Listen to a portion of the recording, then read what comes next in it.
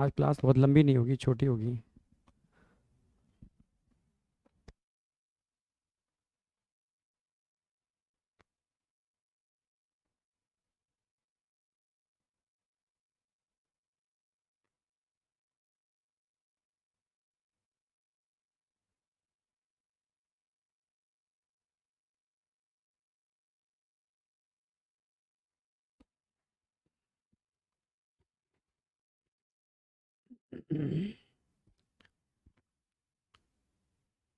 Hello, good morning all of you. Good morning all of you. बेटा audibility visibility perfect है तो एक बार thumb से रिप्रेजेंट कर दो। ऑडिबिलिटी विजिबिलिटी परफेक्ट है तो एक बार थंब से रिप्रेजेंट कर दो बस। Good morning, good morning, good morning. ठीक है।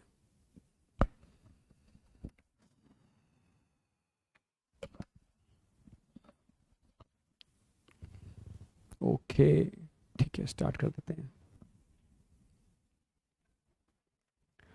देखो बेटा कितना हो गया। आज रिवीजन तो नहीं कराऊंगा, ठीक है, कंटिन्यू कर रहा हूँ लीवर से। तो आज लीवर हमारा थोड़ा सा बचा हुआ था, ठीक है, उसको कवर करते हैं। और उसके बाद हम intestinal gland, process of digestion और डाइजेशन ऑफ प्रोटीन की तरफ बढ़ेंगे। जितना हो सकता है उतना कर लेंगे आज, ठीक है। थोड़ा सा आज, ठीक है, एक वायरल इन्फेक्शन है, ठीक है, फीवर आ रहा है, तो बहुत प्रॉपर तो सारा नहीं कवर कर पाएंगे, जितना हो सकता है उतना कर लेते हैं, ठीक है।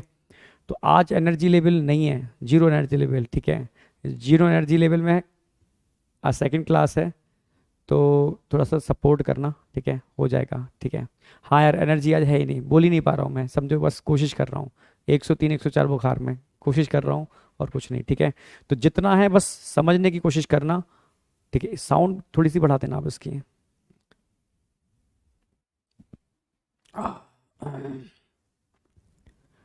तो लिवर चल रहा था, ठीक है, लिवर चल रहा था। लिवर में बेसिक बेसिक चीजें मैंने बता दी थी। लिवर में डक्टस सिस्टम भी मैंने बता दिया था। लिवर के अंदर बेसिक पॉइंट भी मैंने बता दिए थे। डक्टस सिस्टम के अंदर मैंने ये भी बता दिया था कि किस किस के मिलने से किस किस का फॉर्मेशन हो रहा है, ठीक है। किस किस के मिलने से किस किस का फॉर्मेशन हो रहा है। नो डाउट आप एनर्जी दे रहे हो, उसी एनर्जी की बदौलत तो हर स्थिति में भी लगता है क्लास नहीं छोड़ें यार, क्लास ले लें, ठीक है, कुछ भी हो क्लास ले ही लें, ठीक है। तो वही हिम्मत जुटा करके मैं तो आ गया, ठीक है। मैं जो होगा देखेंगे, बच्चों से क्लास तो लेंगे, शायद थोड़ा बहुत बेटर लगे। तो बात चल रही थी बेटा लिवर, तो लिवर के बेसिक पॉइंट तो हमारे क्लियर है, यहाँ तक कोई डाउट नहीं होना चाहिए। अब आगे लिवर में क्या चलना है, ठीक है। डक्टर सिस्टम मैंने करा दिया था, डक्टर सिस्टम रिपीट नहीं करेंगे। तो पोर्टल ट्राइड की बात करते हैं। तो पोर्टल ट्राइड कराने से पहले एक चीज मैं बताऊंगा आपको लिवर के अंदर।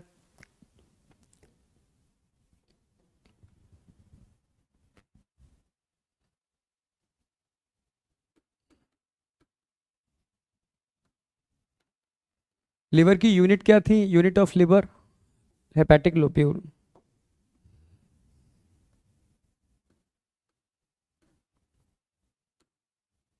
लोब्यूल, ठीक है। लोब्यूल लिवर की यूनिट थी, कल मैंने बताया था बेंजीन रिंग लाइक स्ट्रक्चर होता है।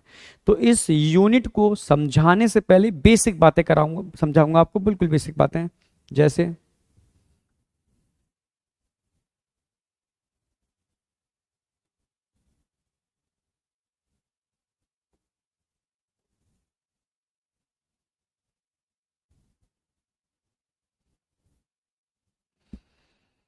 हम जो भी बेटा खाते हैं, कुछ भी खाते हैं, स्टमक से, इंटेस्टाइन से एब्जॉर्ब होके फाइनली जाता कहाँ है वो,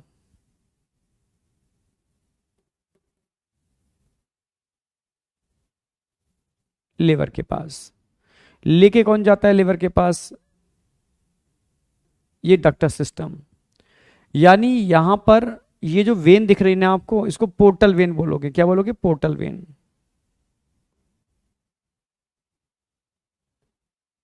ठीक है।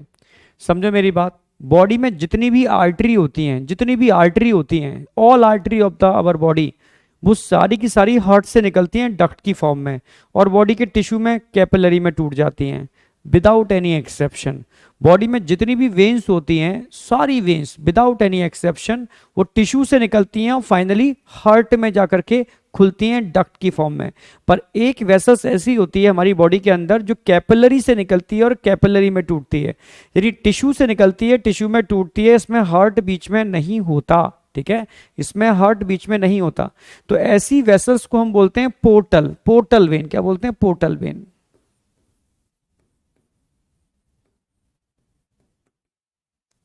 और ये पोर्टल वेन हमारी गट को, हम जो भी खाते हैं वो एब्जॉर्ब होकर सीधे कहाँ जाता है? लिवर में जाता है। तो जो भी एब्जॉर्ब होकर लिवर में जाता है तो उसको लिवर में लेके जाने के लिए बीच में एक डक्ट की रिक्वायरमेंट होती है।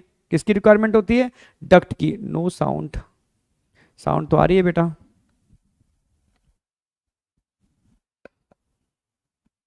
साउंड ठीक है, ठीक है।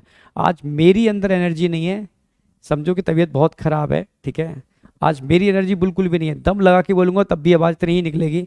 तो आज थोड़ा सा साउंड के लिए थोड़ा सा यार, ठीक है, सॉरी, क्या बोलूँ, क्या करूँ और मैं, ठीक है। चलो, तो बात चल रही थी पोर्टल वेन। तो ये एक ऐसी वेन होती है जो हम जो भी खाते हैं वो एब्जॉर्ब होकर के लिवर में जाता है।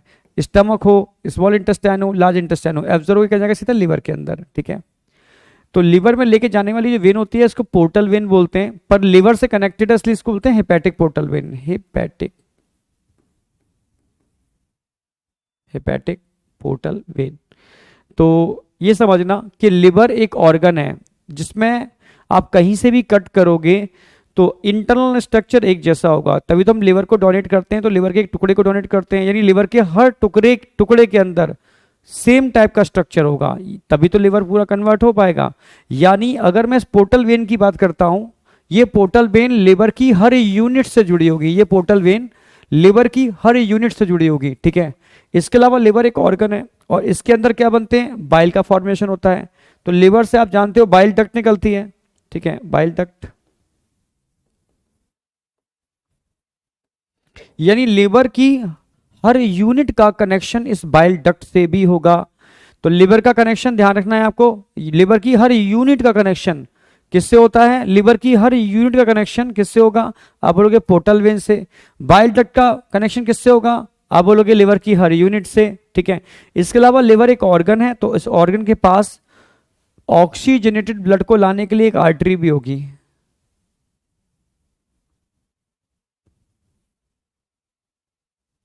इसको बोलते हैं हेपेटिक आर्टरी।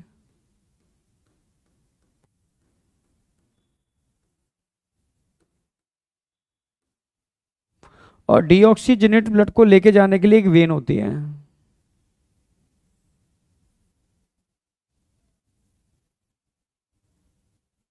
इसको बोलते हैं हेपेटिक वेन।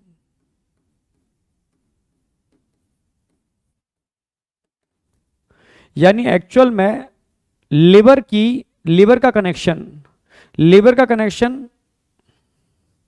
इन 4 टाइप की डक्ट से होता है। लिवर है, लिवर का कनेक्शन 4 टाइप की डक्ट से है, मतलब लिवर की हर यूनिट का कनेक्शन इन 4 टाइप की डक्ट से, हर यूनिट का। जो बेंजीन रिंग लाइक यूनिट दिख रही है, यूनिट ऑफ लिवर, इसका कनेक्शन भी किससे होगा? इन 4 टाइप की डक्ट से होगा। भाई लिवर का कनेक्शन है तो लिवर में मिलने वाली जो यूनिट है इसका कनेक्शन भी इन 4 टाइप की डक्ट से होगा। 4 टाइप की डक्ट में क्या हो गई? नंबर 1 हो गई हेपेटिक पोर्टल वेन, नंबर 2 हो गई बाइल डक्ट, एक हो गई हेपेटिक वेन और एक हो गई हेपेटिक आर्टरी। ये 4 टाइप की डक्ट जो लिवर से जुड़े हुए हैं, मतलब लिवर की हर यूनिट से जुड़े हुए हैं। आप समझ रहे हो? Sir voice is low. बेटा आज वॉइस लो रहेगी, वॉइस है ही नहीं, मान के चलो अंदर वॉइस है ही नहीं, ठीक है। तो इसलिए प्लीज़ थोड़ा सा वॉइस के लिए कोऑपरेट करो, सॉरी बोल रहा हूँ उसके लिए। बात बाकी का कंसेप्ट पूरा दे दूंगा मैं, ठीक है।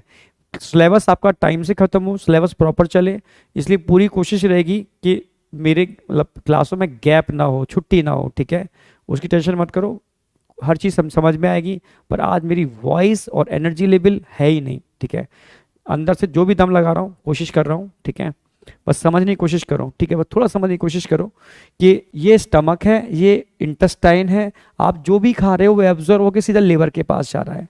लिवर के पास लेके कौन जा रही है, हेपेटिक पोर्टल वेन। यानी लिवर के अंदर का मतलब है लिवर की हर यूनिट के अंदर हेपेटिक पोर्टल वेन फूड को लेकर के जाएगी। लिवर के अंदर बाइल का फॉर्मेशन होता है, मतलब लिवर की हर यूनिट के अंदर बाइल का फॉर्मेशन होता है, यानी बाइल डक्ट भी हर यूनिट से जुड़ी हुई है, ठीक है।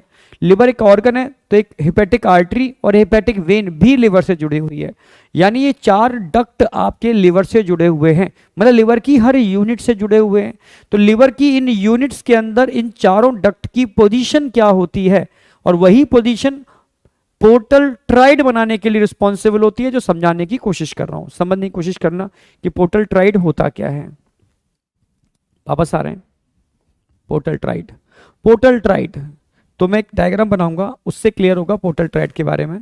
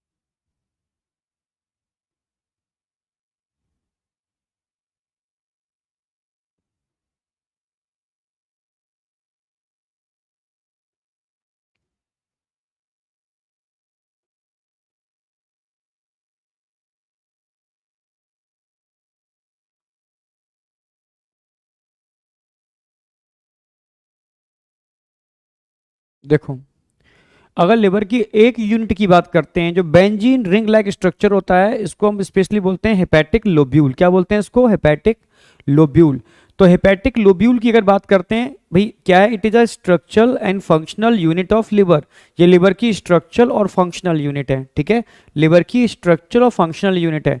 इसके हर कोने पर क्या होगा, 3 टाइप की डक्ट का कॉम्बिनेशन होगा। सारे लिवर में कितने डक्ट हो सकते हैं, 4 डक्ट हो सकते हैं। एक हेपेटिक पोर्टल वेन, एक बाइल डक्ट, एक हेपेटिक आर्टरी, एक हेपेटिक वेन। तो इन चारों डक्ट की पोजीशन क्या होती है लिवर की यूनिट के अंदर, ठीक है। एक यूनिट में जो पोजीशन होगी वही सभी में होगी, ठीक है। इसको तो बोलते हैं पोर्टल ट्राइड। क्या बोलते हैं इसको, पोर्टल ट्राइड।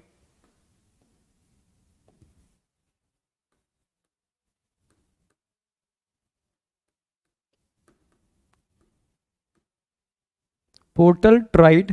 अगर पोर्टल ट्राइड की बात करते हैं तो पोर्टल ट्राइड में टोटल डक्ट कितने होते हैं, पोर्टल ट्राइड में टोटल डक्ट 3 होते हैं। कितने होते हैं, 3। नंबर 1 होगी इसके अंदर हेपेटिक पोर्टल वेन। नंबर 2 होगी इसमें हेपेटिक आर्टरी।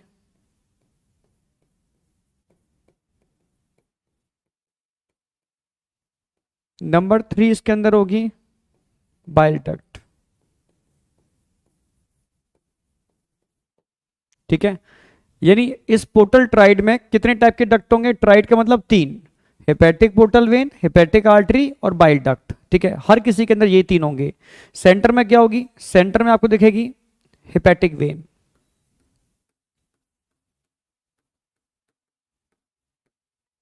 अगर मैं पूछूं एक पोर्टल ट्राइड में कितने एक हेपेटिक लोब में कितने पोर्टल ट्राइड होते हैं?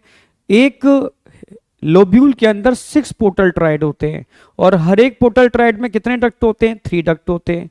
क्वेश्चन आएगा विच of the following duct absent in portal tried. ठीक है, तो आप बोलोगे हेपेटिक वेन पोर्टल ट्राइड में नहीं होती, वो सेंटर में होती है। तो टोटल कितने हेपेटिक वेन होते हैं? एक हेपेटिक लोब्यूल में एक होता है। टोटल कितने हेपेटिक आर्टरी होते हैं? 6 होते हैं। बाइल डक्ट कितने होते हैं? 6 होते हैं। हेपेटिक पोर्टल वेन कितने होते हैं? 6 होते हैं। ठीक है, ये क्वेश्चन बनने की प्रोबेबिलिटी हो सकती है जो आप कर पाओगे। ठीक है, तो देयर आर 6 पोर्टल एरिया, या पोर्टल ट्राइड भी बोल सकते हो, in single lobule, one at each corner of lobule, जो लोब्यूल के हर कॉर्नर पर होता है। ठीक है, तो यहां तक मुझे लगता नहीं कोई डाउट होगा। अगर मैं आपसे कहूं कि सेंटर में क्या है? Hepatic vein. हेपेटिक वेन को आपस में जोड़ती कौन है? Hepatic artery. तो ये हेपेटिक आर्टरी है, ये हेपेटिक वेन है ऐसे। ठीक है, ये हेपेटिक आर्टरी है, ये हेपेटिक वेन है ऐसे। हेपेटिक आर्टरी, हेपेटिक वेन, इस तरीके का स्ट्रक्चर आ गया।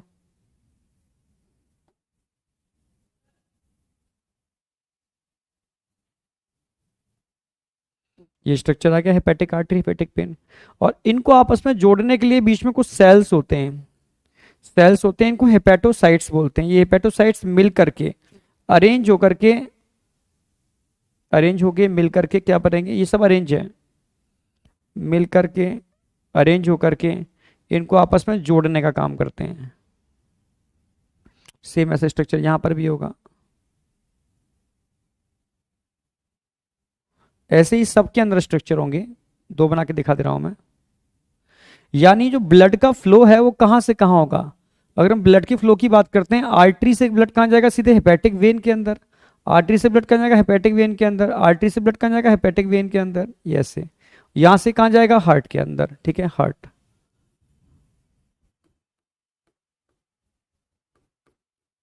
ठीक है, यानी हेपेटिक आर्टरी से हेपेटिक वेन, हेपेटिक आर्टरी से हेपेटिक वेन, ये क्या है? Hepatic artery.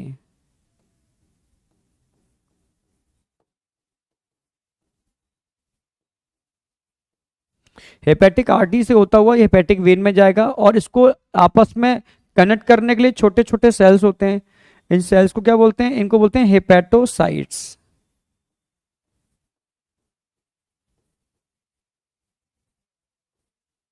हेपेटोसाइट्स, यही हेपेटोसाइट्स आपस में मिलकर के बीच में छोटी छोटी कैनाल बनाते हैं। ठीक है, इसको बोलते हैं हेपेटिक कॉर्ड। इस कैनाल को क्या बोलते हैं? Hepatic cord.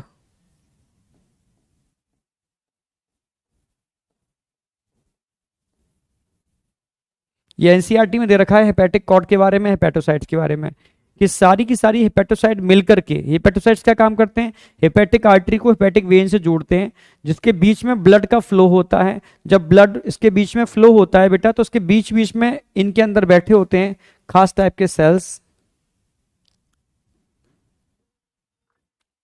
इनको बोलते हैं कफर सेल, मैक्रोफेज, जो ब्लड में मिलने वाले टॉक्सिक मटेरियल को पकड़ के खा जाते हैं। ये सब क्या है? Kupffer cells.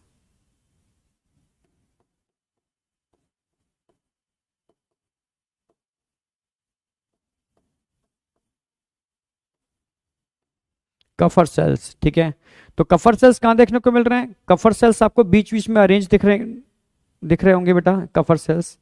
कफर सेल्स, तो ये कफर सेल्स क्या करते हैं? ब्लड जब फ्लो होता है इसके बीच में से, हेपेटिक कॉर्ड के अंदर से, तो उसमें जो भी उसमें टॉक्सिक मटेरियल्स होंगे बेटा, द फंक्शन ऑफ एवरीवन, सबके फंक्शन बता रहा हूं मैं। ठीक है, ओके, बहुत बढ़िया। बहुत बढ़िया, समझ में आ रहा है। तो यही चीज चाहिए मुझे, फैगोसिटिक सेल्स। तो समझने की कोशिश करना कि इसके हर कोने पर पोर्टल ट्राइड है। पोर्टल ट्राइड में हेपेटिक आर्टरी इसके कोने पर लगी हुई है। हेपेटिक आर्टरी का कनेक्शन हेपेटिक वेन से होता है। कनेक्शन करने के लिए छोटे छोटे व्हाइट कलर के सेल्स दिखा रखे हैं, ये हेपेटोसाइट्स है। हेपेटोसाइट जो कैनाल बना रहे हैं, इस कैनाल को हेपेटिक कॉर्ड बोलते हैं, जिसके अंदर से ब्लड फ्लो करता है। बीच बीच में कुछ मैक्रोफेज लगे हुए हैं, फैगोसिटिक सेल्स, इनको कफर सेल्स बोलते हैं। It is a macrophage, macrophage.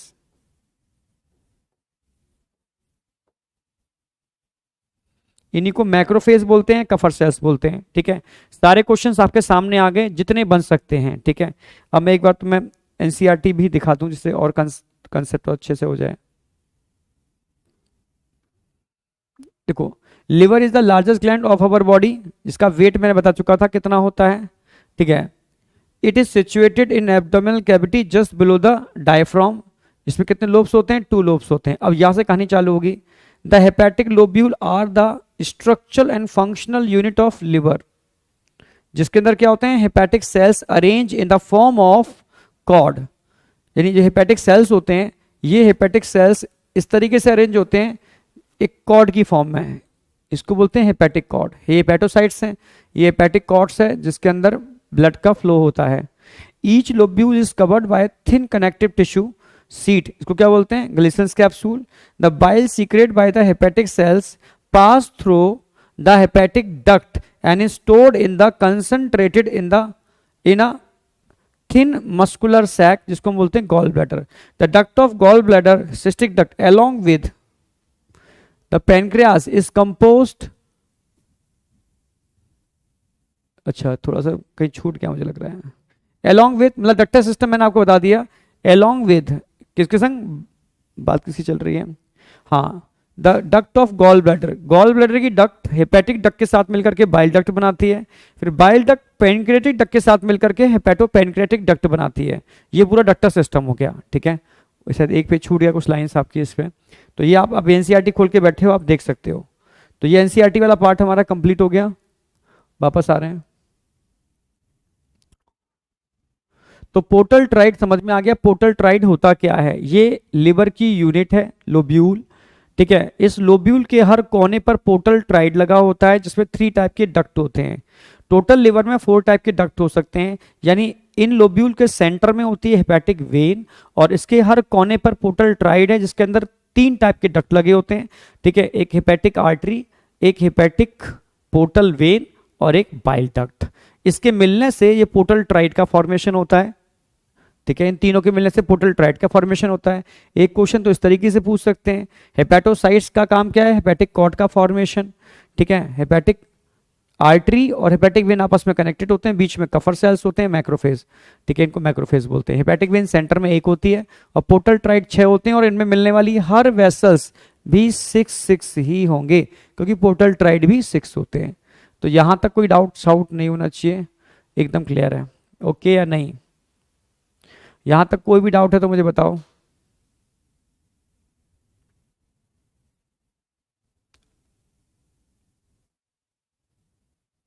Sir hepatic cord repeat, okay कोई नहीं, मैं रिपीट कर देता हूं। हेपेटिक कॉर्ड में हम ये कहना चाह रहे हैं बेटा, ये दिख रही है ना व्हाइट कलर के सेल्स दिख रहे हैं, व्हाइट कलर के सेल्स दिख रहे हैं। ये व्हाइट कलर के सेल्स जो हैं ये आपस में अरेंज होते हैं। ये अरेंज होकर के एक दूसरे का हाथ पकड़ के कॉर्ड लाइक स्ट्रक्चर बनाते हैं। इसको हेपेटिक कॉर्ड बोलते हैं, जिसमें ब्लड का फ्लो होता है, जो हेपेटिक आर्टरी को हेपेटिक वेन से जोड़ने का काम करता है। इसको हम हेपेटिक कॉर्ड बोलते हैं, हेपेटिक कॉर्ड। किसके मिलने से बन रहा है? Hepatocyte, hepatocyte. अब समझ में आ गया होगा। हेपेटिक आर्टरी को हेपेटिक वेन से जोड़ रहा है। ठीक है, हेपेटिक कॉर्ड बन रही है, बना कौन रहा है? हेपेटोसाइट्स बना रहे हैं। इसी के बीच बीच में मैक्रोफेज होते हैं, जो टॉक्सिक मटेरियल को इंगल्फ करते रहते हैं और फैगोसाइटोसिस करते हैं। ठीक है, नो डाउट। अब फिर भी मैं इसको और अच्छी तरीके से समझाने के लिए एक 3D इसका डायग्राम है। इस डायग्राम को ड्रॉ नहीं करना नोटबुक पर, ठीक है। ओनली कंसेप्ट को जनरेट करने के लिए समझा रहा हूं, नोटबुक पर ड्रॉ नहीं करोगे, ठीक है। नोटबुक पर जो डायग्राम मैं बनवाता हूं वो ड्रॉ करोगे, या एनसीईआरटी के डायग्राम, इसके अलावा नोटबुक पर कुछ नहीं आएगा, ठीक है। ये समझने की कोशिश करोगे कि इनका अरेंजमेंट कैसे होता है, होता क्या है।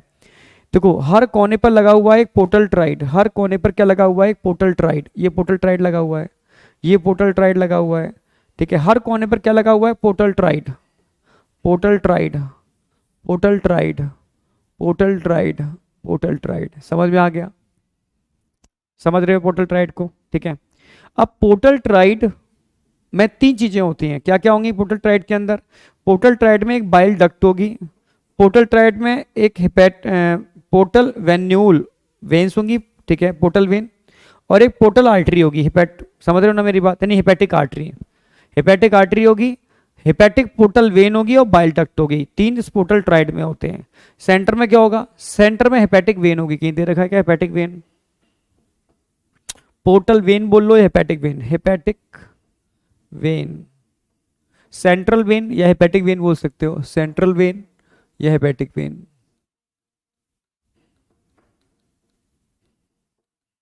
सेंट्रल वेन या हेपेटिक वेन सेंटर में होगी, ठीक है।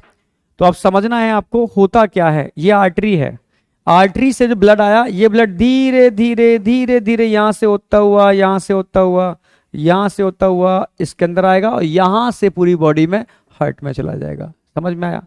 ऐसे ही जितने भी आर्टरी हैं, यहां से ब्लड होता हुआ इनके अंदर होता हुआ यहां आएगा, यहां से पूरे बॉडी के सिस्टम में चला जाएगा, ठीक है। तो ये समझ में आ गया, समझ रहे हो। और जो ग्रीन कलर का दिखा रखा है ये बाइल डक्ट है, ठीक है, ग्रीन कलर का, ये सेल्स हैं जो बाइल का फॉर्मेशन करते हैं, बाइल सीधा यहां आता है और यहां से होता हुआ बाहर निकल जाएगा। तो बाइल को निकालने के लिए बाइल डक्ट होते हैं, ठीक है। हेपेटिक आर्टरी और हेपेटिक वेन आपस में मिले हुए होते हैं, और जो भी खा रहे हो पी रहे हो एब्जॉर्व कर रहे हो उसके लिए क्या चाहिए, उसके लिए हेपेटिक पोर्टल वेन चाहिए। तो ये ग्रीन कलर की दिख रही है ना, ये पोर्टल वेन है, ये पोर्टल वेन है, ठीक है, ये पोर्टल वेन दिखा रखी है, ये हेपेटिक पोर्टल वेन दिखा रखी है, सेंट्रल में हेपेटिक वेन दिखा रखी है। तो ये समझ में आ रहा होगा। बीच बीच में आपको यहाँ पर मैक्रोफेज देखने को मिलेंगे, बीच बीच में इनके अंदर बीच बीच में मैक्रोफेज भी देखने को मिल रहे हैं, इन छोटी छोटी कैविटी के अंदर मैक्रोफेज भी देखने को मिल रहे हैं। जब ब्लड फ्लो करता है तो मैक्रोफेज उसमें से सभी चीजों को खा लेते हैं, ठीक है। ये छोटे छोटे सेल्स दिख रहे हैं, इन सेल्स को हम हेपेटोसाइट्स बोलते हैं, हेपेटोसाइट्स, हेपेटोसाइट्स। तो इस डायग्राम से समझ में ये आ जाता है कि एक्चुअल में इनका अरेंजमेंट कैसे है, समझ रहे हो, समझ पा रहे हो बेटा। पोर्टल आर्टरी क्यों नहीं बोलते, पोर्टल आर्टरी इसलिए नहीं बोलते कि आर्टरी में ऑक्सीजनेटेड ब्लड होना चाहिए, ठीक है, पर यहां वेन है, क्योंकि यहां पर भाई इंटेस्टाइन्स को लिवर से कनेक्ट कर रही है, इसमें ऑक्सीजनेटेड ब्लड नहीं होता, डीऑक्सीजनेटेड ब्लड होता है, इसलिए इसको हम वेन बोलते हैं। पर पोर्टल इसलिए बोलते हैं क्योंकि ये कैपिलरी से स्टार्ट होती है, कैपिलरी में खत्म होती है, इसके अंदर हार्ट का कनेक्शन नहीं होता, इसलिए इसको पोर्टल बोलते हैं, ठीक है। हेपेटिक इसलिए बोलते हैं क्योंकि लिवर से जुड़ी हुई होती है, इसलिए इसको हेपेटिक पोर्टल वेन बोलते हैं, ना कि हेपेटिक पोर्टल आर्टरी। समझ में आया बेटा, ओके, एकदम क्लियर। तो ये डायग्राम ड्रॉ नहीं करना, ये डायग्राम सिर्फ ये बताता है कि एक्चुअल में हमारे लिवर में हेपेटोसाइट्स का और हेपेटिक लोब्यूल का अरेंजमेंट क्या है, ठीक है। तो हेपेटिक लोब्यूल का प्रॉपर अरेंजमेंट दिखाने की कोशिश की है हम लोगों ने यहां पर, ठीक है।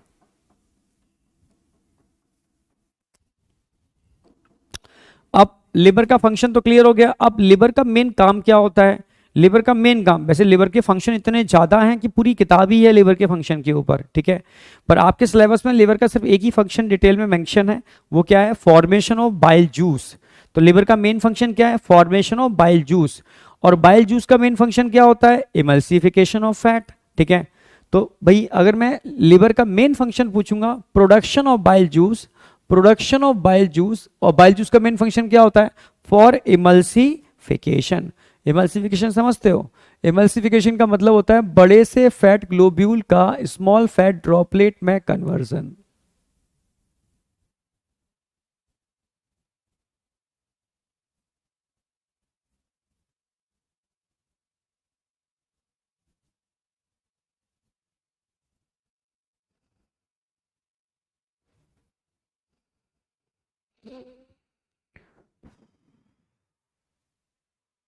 ये फैट था, इसको स्मॉल फैट ड्रॉपलेट में ब्रेक जो हम कर रहे हैं,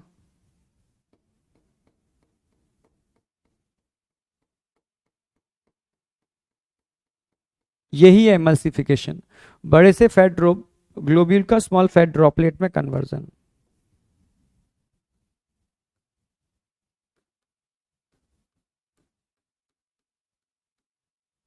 फैट ड्रॉपलेट्स, तो फैट ग्लोब्यूल का फैट ड्रॉपलेट में कन्वर्जन, इसी को बोलते हैं emulsification of fat.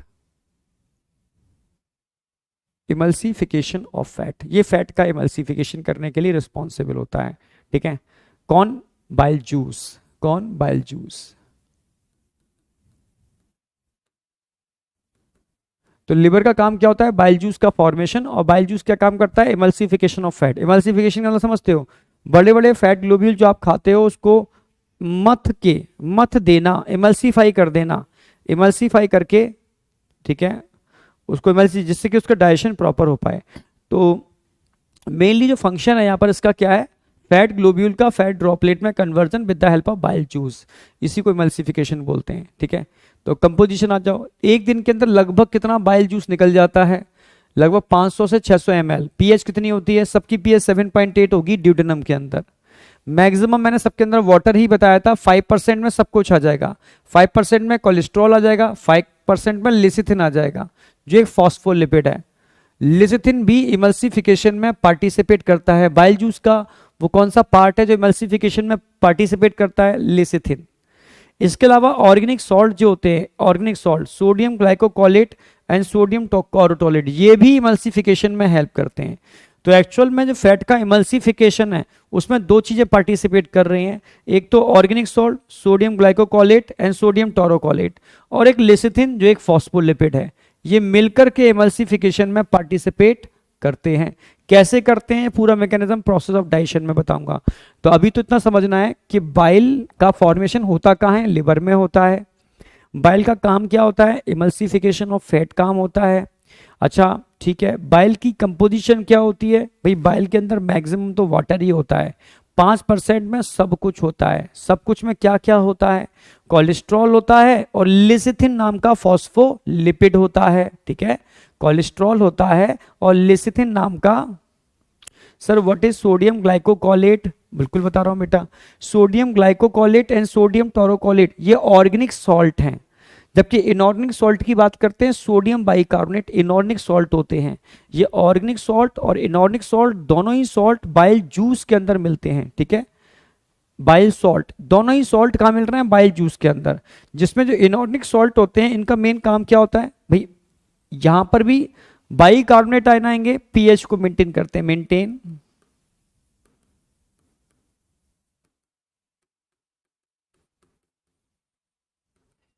Alkaline pH. जो एल्कलाइन पीएच को मेंटेन कर रहा है वो कौन है? Sodium bicarbonate. तो सोडियम बाइकार्बोनेट तो एल्कलाइन पीएच को मेंटेन करते हैं, ये इनऑर्गेनिक सॉल्ट है। ऑर्गेनिक सॉल्ट सोडियम ग्लाइकोकोलेट और सोडियम टोरोकोलेट ये इमल्सिफिकेशन में पार्टिसिपेट करते हैं, और लिसिथिन भी इमल्सिफिकेशन में पार्टिसिपेट करता है। कैसे करता है ये मैं प्रोसेस ऑफ डाइजेशन में बताऊंगा। ठीक है, इसके अलावा बाइल पिगमेंट भी होते हैं। बाइल पिगमेंट ये टॉक्सिक मटेरियल है। बाइल पिगमेंट कौन है? Toxic material. ठीक है, इट इज टॉक्सिक।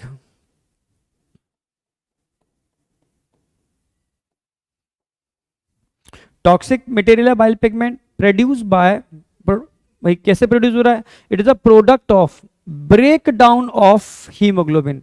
जब आपका हीमोग्लोबिन टूटता है, जब मैं सर्कुलेशन पढ़ाऊंगा फिर समझाऊंगा, अभी वहां break down of RBC explain करूंगा आपको।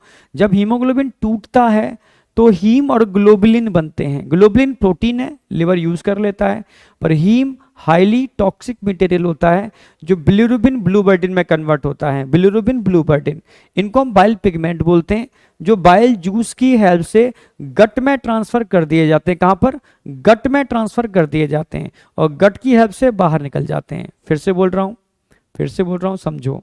बाइल पिगमेंट बिलिरुबिन ब्लूबर्डिन होते हैं जो आरबीसी या हीमोग्लोबिन का ब्रेकडाउन प्रोडक्ट है, टूटने से बनते हैं। ठीक है, इनका ब्रेकडाउन प्रोडक्ट है, टूटने से बनते हैं, जो हाईली टॉक्सिक होते हैं, जिसको बॉडी से निकालना बहुत जरूरी होता है। अगर ये बॉडी से नहीं निकल पाए किसी भी कारण से, तो जॉन्डिस हो जाती है पीलिया। ठीक है, आगे मैं इसके डिसऑर्डर में बताऊंगा अभी कि जॉन्डिस के लिए रिस्पॉन्सिबल होते हैं। ठीक है, बिलिरुबिन, बिलिवर्डिन। तो टोटल क्या क्या इसके अंदर हो गया, इसमें कोलेस्ट्रॉल, लेसिथिन हो गया, बाइल सॉल्ट हो गया और बाइल पिगमेंट।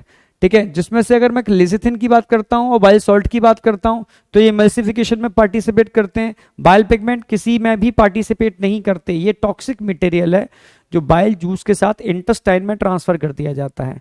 इंटेस्टाइन से होता हुआ वो फीसिस या फीकल मैटर के साथ बाहर निकल जाता है, तभी तो फीकल मैटर का कलर येलो होता है, वो इसी की वजह से। कुछ अमाउंट में इसका मटेरियल एब्जॉर्ब भी हो जाता है हमारे ब्लड के अंदर, पर किडनी से वो बाहर निकाल दिया जाता है। इसलिए किडनी से जब बाहर निकलता है यूरिन की फॉर्म में, तो यूरिन का कलर भी येलोइश होता है due to presence of this types of pigment. ठीक है, बिलिरुबिन। तो यही बिलिरुबिन, बिलिवर्डिन यूरोक्रोम में कन्वर्ट होकर के तो ये निकलते हैं यूरिन से बाहर। ठीक है, और फीकल मैटर का कलर इन्हीं की वजह से होता है। ठीक है, तो समझ में आ गया होगा, ये टॉक्सिक मटेरियल है, ये फीकल फीसिस के साथ या यूरिन के साथ बाहर निकाल दिए जाते हैं। किसी कारण से ये नहीं निकल पाते तो बॉडी में, ब्लड में फैल जाएंगे, इसको हम जॉन्डिस बोलते हैं, पी लिया। तो कंपोजिशन समझ में आ गया। क्या बाइल में कोई एंजाइम्स होते हैं, ये बहुत पूछा जाता है। देर आर, ठीक है, एब्सेंट इन बाइल जूस। ठीक है, enzymes are absent in bile juice. Bile juice में कोई भी एंजाइम नहीं होता, बाइल जूस में कोई भी एंजाइम नहीं होता। ठीक है, हाँ यूरोक्रोम मैं बढ़ाऊंगा आगे। ठीक है, ये अभी आगे का पार्ट है, इसमें बताऊंगा कि स्कैटोल, इंडोल, यूरोक्रोम। ठीक है, ये यूरिन को पीला कैसे करते हैं, फीकल मैटर के अंदर गंदी बदबू किसकी वजह से आती है। ठीक है, फीसिस के अंदर उसका कलर येलो इन्हीं की वजह से होता है, यूरिन का कलर येलो इन्हीं की वजह से होता है। ठीक है, ओके, यहां तक समझ पा रहे हो बेटा या नहीं, यस या नो। तो ये हमारा लिवर का पार्ट पूरा फिनिश हो जाता है। लास्ट बचते हैं इंटेस्टाइनल ग्लैंड, लास्ट बचते हैं इंटेस्टाइनल ग्लैंड। तो करते हैं स्टार्ट इंटेस्टाइनल ग्लैंड। बिल्कुल बिल्कुल, देखो इतना डिटेल में तो नहीं जा रहे हैं हम, पर जितना हम करा रहे हैं वो बहुत जरूरी है, बहुत एसेंशियल है, उतना तो आपको करना भी पड़ेगा। ठीक है, तो लिवर में कोई डाउट है किसी को? No doubt, no doubt, no doubt, okay. तो अब इंटेस्टाइनल ग्लैंड लेते हैं। तो इंटेस्टाइनल ग्लैंड, क्वेश्चन तो ये आएगा कि इंटेस्टाइनल ग्लैंड किस किस के मिलने से बनते हैं। तो इंटेस्टाइनल ग्लैंड का फॉर्मेशन ब्रूनर्स ग्लैंड, यानी इंटेस्टाइनल ग्लैंड जो फ्लूइड रिलीज करते हैं उसको इंटेस्टाइनल जूस बोलते हैं, या सक्कस एंटेरिकस बोलते हैं। तो सक्कस एंटेरिकस एक्चुअल में किस किस के मिलने से बनता है? ब्रूनर्स ग्लैंड का फ्लूइड और क्रप्ट ऑफ लिवर, खून का फ्लूइड मिलकर के सक्कस एंटेरिकस इंटेस्टाइनल जूस को बनाने के लिए रिस्पॉन्सिबल होता है। तो release intestinal juice succus entericus लगभग 1 लीटर के आसपास एक दिन में निकल जाता है। पीएच तो वही याद रखोगे 7.8। ठीक है, सक्कस एंटेरिकस मतलब intestinal juice.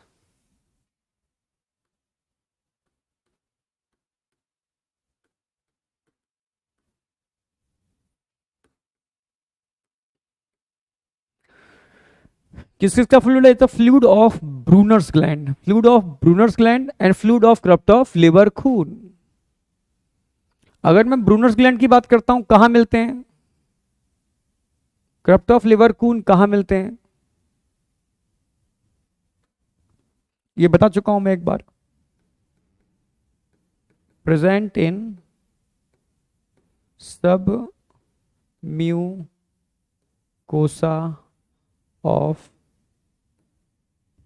डिडनम।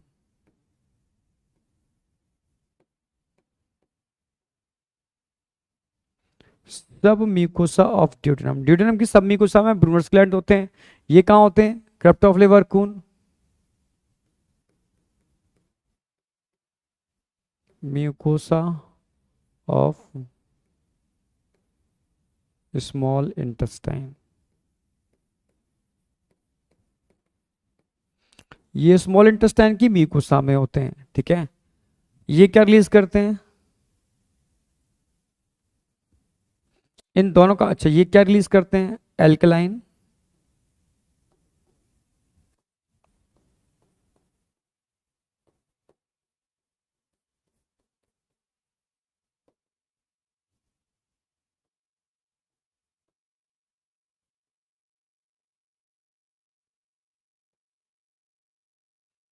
Alkaline watery fluid.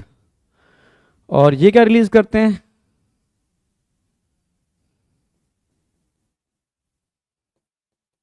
Mostly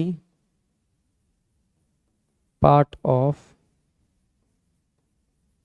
succus entericus. Succus entericus का मोस्टली पार्ट कौन रिलीज करता है? बोलोगे क्रप्ट ऑफ लिवर कून। और दोनों मिलाकर के जो फ्लूइड बनता है इसी को हम सक्कस एंटेरिकस या इंटेस्टाइनल जूस बोलते हैं। तो ये हो गए इंटेस्टाइनल ग्लैंड। इनको हम डायग्रामेटिकली भी दिखाएंगे तो आपको और अच्छे से क्लियर हो जाएगा। अच्छे से क्लियर करने के लिए डायग्राम ड्रॉ कर लो।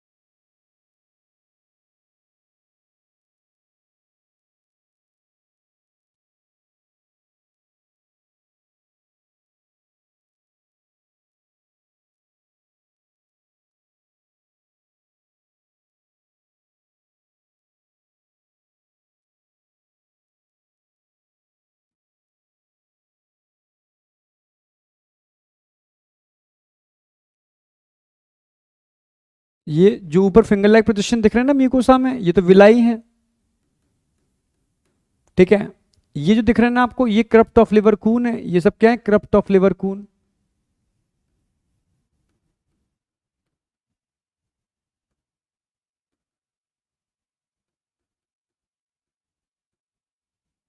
जो ये नीचे दिख रहे हैं आपको सब म्यूकोसा में, ये कौन है? Brunner's gland.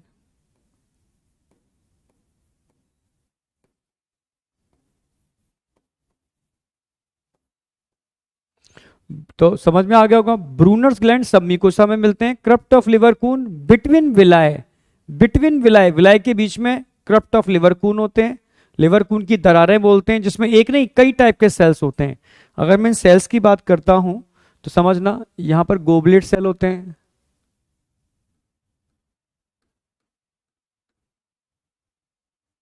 यहां पर पेनिथ सेल होते हैं।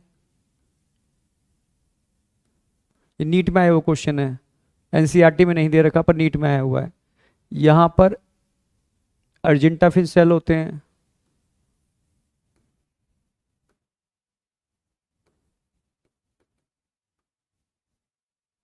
यहां पर एंजाइम रिलीजिंग सेल्स होते हैं,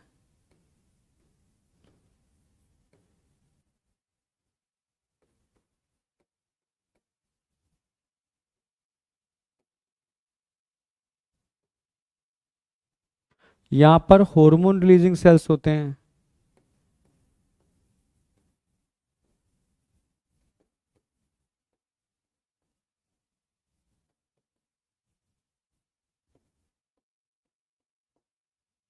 ये सब सेल मिलकर के बनाते हैं क्रप्ट ऑफ लिवर खून। जिसमें अगर मैं गोबलेट सेल की बात करता हूं तो गोबलेट सेल क्या रिलीज करते हैं? म्यूकस।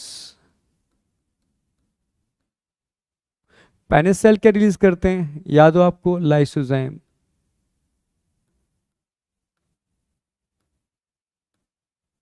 अर्जेंटाफिन सेल क्या रिलीज करते हैं? सीरोटोनिन।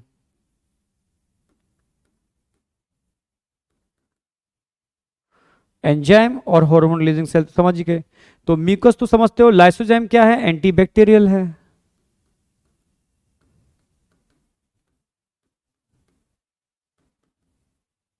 और ये क्या काम करता है?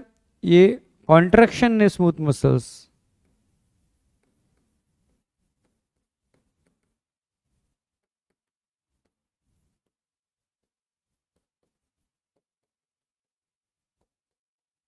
नाम ही है सीरोटोनिन।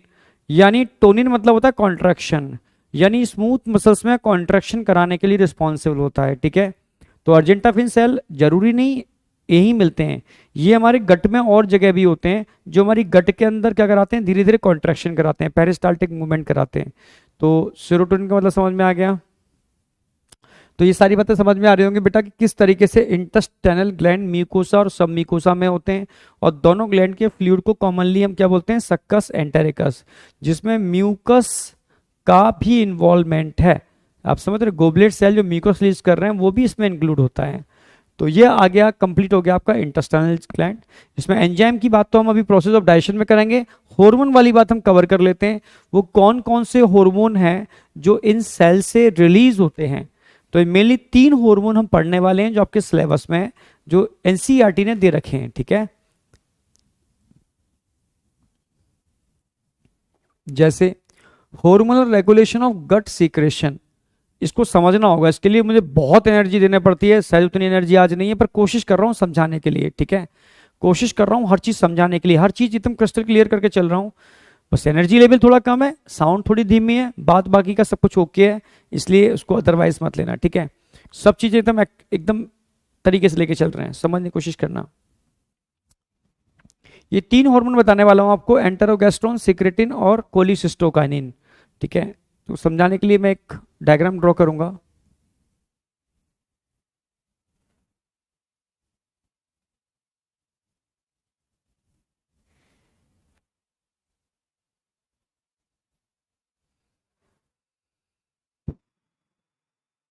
देखो,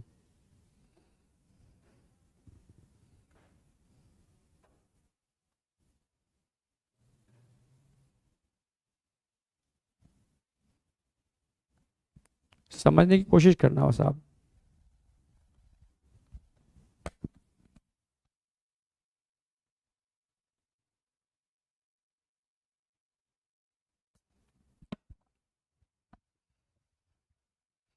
अगर हम आपको फैट खिलाते हैं,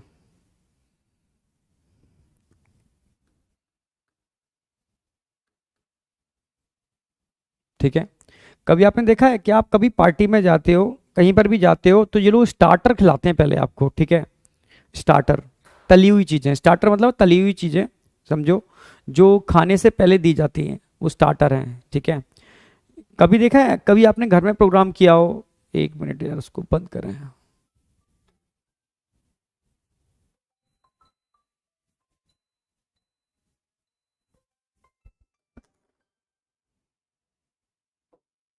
ठीक है।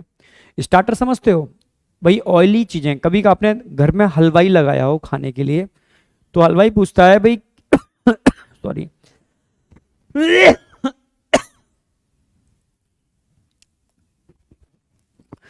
तो हलवाई पूछता है कितने लोगों का खाना देना है।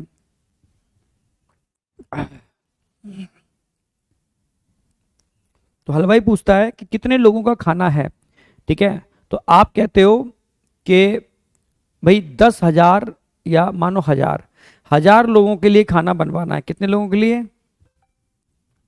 1,000 लोगों के लिए खाना बनवाना है, ठीक है। तो हलवाई कहता है कि 1,000 लोगों को खिलाना है, तो खाना आप सिर्फ 200 लोगों का बनवाओ। 200 लोगों के खाने के अंदर 1,000 लोग खा जाएंगे। तो आप पूछते हो ऐसा कैसे कि यार खाना हम 200 का बनवा रहे हैं और 1,000 लोग खाना खा लेंगे, ऐसा कैसे, ठीक है। तो ऐसा इसलिए कि हम खाने से पहले स्टार्टर चलाएंगे। जब खाने से पहले हम स्टार्टर चलाते हैं तो स्टार्टर क्या होते हैं, फैट होता है, और फैट जब स्टमक में जाता है तो ये स्टमक में 4 से 5 घंटे तक रुका रहता है। यानी 4 से 5 घंटे तक ये अगर स्टमक में रहेगा तो आपका पेट भरा भरा रहेगा। यानी 4 से 5 घंटे तक आपको भूख नहीं लगेगी। यानी 4 से 5 घंटे तक आपको भूख नहीं लगेगी, मतलब समझते हो, यानी आप कम खाने में ही अपना काम चला लोगे। आप जाओगे जहां आपको इतना खाना था वहां बस थोड़ा खा के निकल लोगे, क्योंकि पेट में जगह ही नहीं है आपके, क्योंकि स्टार्टर खा लिया था आपने। आप समझ रहे हो क्या खा लिया था आपने, स्टार्टर। तो स्टार्टर करते क्या है, स्टार्टर आपकी भूख को खत्म कर देते हैं। तो कभी भी पार्टी में जाओ स्टार्टर मत खाना, ठीक है, कभी भी पार्टी में जाओ तो स्टार्टर मत खाना। Thank you thank you. पानी और दे देना थोड़ा सा गर्म अगर मिल जाए तो। हाँ हाँ, तो कभी भी पार्टी में जाओ तो स्टार्टर मत खाना, ठीक है, क्योंकि स्टार्टर खाया तो तुरंत ही आपकी एनर्जी लेवल क्या हो जाएगी, सॉरी आपका भूख क्या हो जाएगी, खत्म हो जाएगी, क्योंकि स्टार्टर आपकी भूख को खत्म कर देता है। समझ में आया नहीं आया। तो जब भी पार्टी में जाओ तो क्या करना है, आपको सूप लेना है जो टेस्ट को भी इंक्रीज करता है, ठीक है, और कह सकते हो भूख को भी इंक्रीज करता है, क्योंकि टंग की सरफेस पर, वो अभी समझ में आ गया आएगा, कंसेप्ट थोड़ा आगे बताऊंगा मैं, सरफेक्टेंट का काम करता है। पर अभी समझो कि अगर सूप लोगे खाने से पहले तो आपकी भूख बढ़ेगी, और स्टार्टर लोगे खाने से पहले तो भूख घटेगी। क्यों घटेगी, वही कंसेप्ट समझाने वाला हूं आपको, ठीक है। आपने फैट खाया, फैट खाते ही ये कहां पहुंचेगा, ये स्टमक में पहुंचेगा। फैट कहां पहुंचा, स्टमक के अंदर। जब स्टमक के अंदर फैट पहुंचेगा,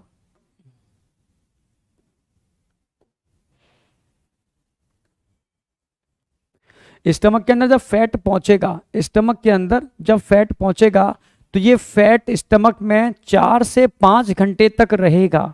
क्यों रहेगा 4 से 5 घंटे तक स्टमक के अंदर, थैंक यू।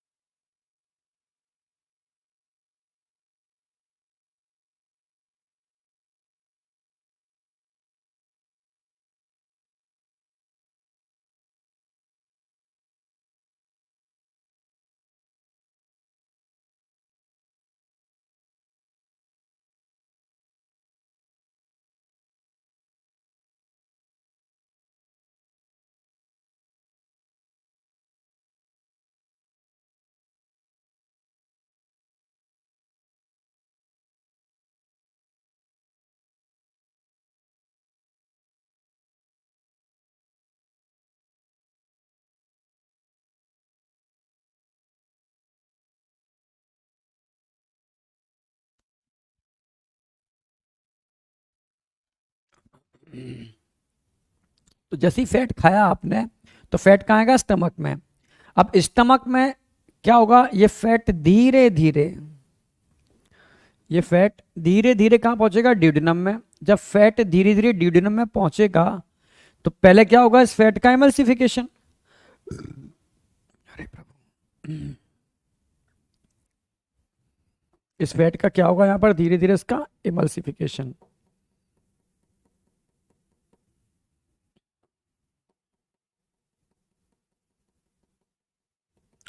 तो फैट का जब एमल्सिफिकेशन होगा तो पहले क्या होगा, फैट का एमल्सिफिकेशन।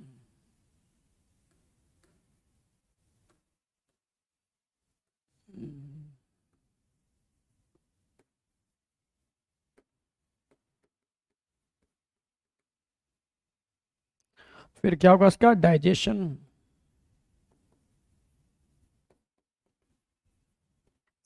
यानी पहले फैट का एमल्सिफिकेशन होता है तब डाइजेशन होता है। ये धीमी मैकेनिज्म है, स्लो होने वाली मैकेनिज्म है, ठीक है। तो जैसे ही आपने फैट खाया, मतलब कचौरी खाई, समोसा खाया, स्टार्टर खाया, कोई भी फैट वाली चीज खाई, तो 4 से 5 घंटे तक ये स्टमक में होल्ड रहेगी। कितने घंटे के लिए, 4 to 5 आवर्स। 4 से 5 घंटे तक स्टमक में होल्ड रहेगा। धीरे धीरे थोड़ा थोड़ा सा जाएगा, एमल्सिफिकेशन होगा तब डाइजेशन होगा, फिर थोड़ा सा जाएगा, एमल्सिफिकेशन होगा, डाइजेशन होगा। इस पूरी मैकेनिज्म में 4 से 5 घंटे लगते हैं।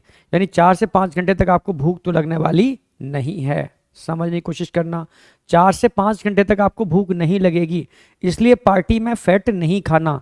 क्यों भूख नहीं लगेगी? क्योंकि इसका एकदम तेजी से डाइजेशन नहीं होता, ये धीरे धीरे निकल के डुओडेनम में जाता है, इमल्सिफिकेशन तब डाइजेशन, इसमें बहुत टाइम लगता है, 4 से 5 घंटे। तो अब ये मैकेनिज्म कैसे कंडक्ट होती है? हार्मोन के थ्रू। समझो, जैसे ही फैट ग्लोब्यूल कहां पहुंचे? आपके ड्यूडेनम में। कौन? फैट।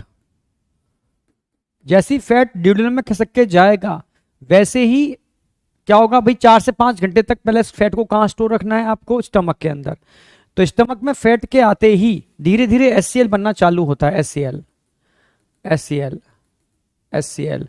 अगर ये एचसीएल बनता ही रहेगा तो ये तो माउथ से बाहर निकलना चालू कर देगा एचसीएल। समझ रहे हो? तो एचसीएल बनना रोकना है, और भाई 4 से 5 घंटे तक एचसीएल अगर बनता ही रहेगा तो ये बाहर निकलना चालू कर देगा, पर रोकना है। और कॉन्ट्रैक्शन भी स्लो करने हैं, कॉन्ट्रैक्शन स्लो करने हैं, जिससे कि एचसीएल भरा रहे। ये मैकेनिज्म धीरे धीरे हो रही है, प्रॉपर हो पाए। तो पहली प्रायोरिटी हमारी है कि एचसीएल के बनने को रोकना है एक बार बन जाने के बाद, और जो मोटिलिटी ऑफ स्टमक है, कॉन्ट्रैक्शन स्टमक के, वो धीमे करने हैं। तो पहला हार्मोन निकलता है जीआईपी। पहला हार्मोन कौन सा निकलेगा? GIP, G I P, gastric inhibitory peptide, gastric inhibitory peptide, GIP. ठीक है, गैस्ट्रिक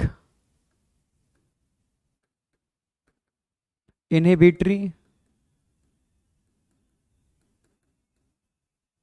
पेप्टाइड।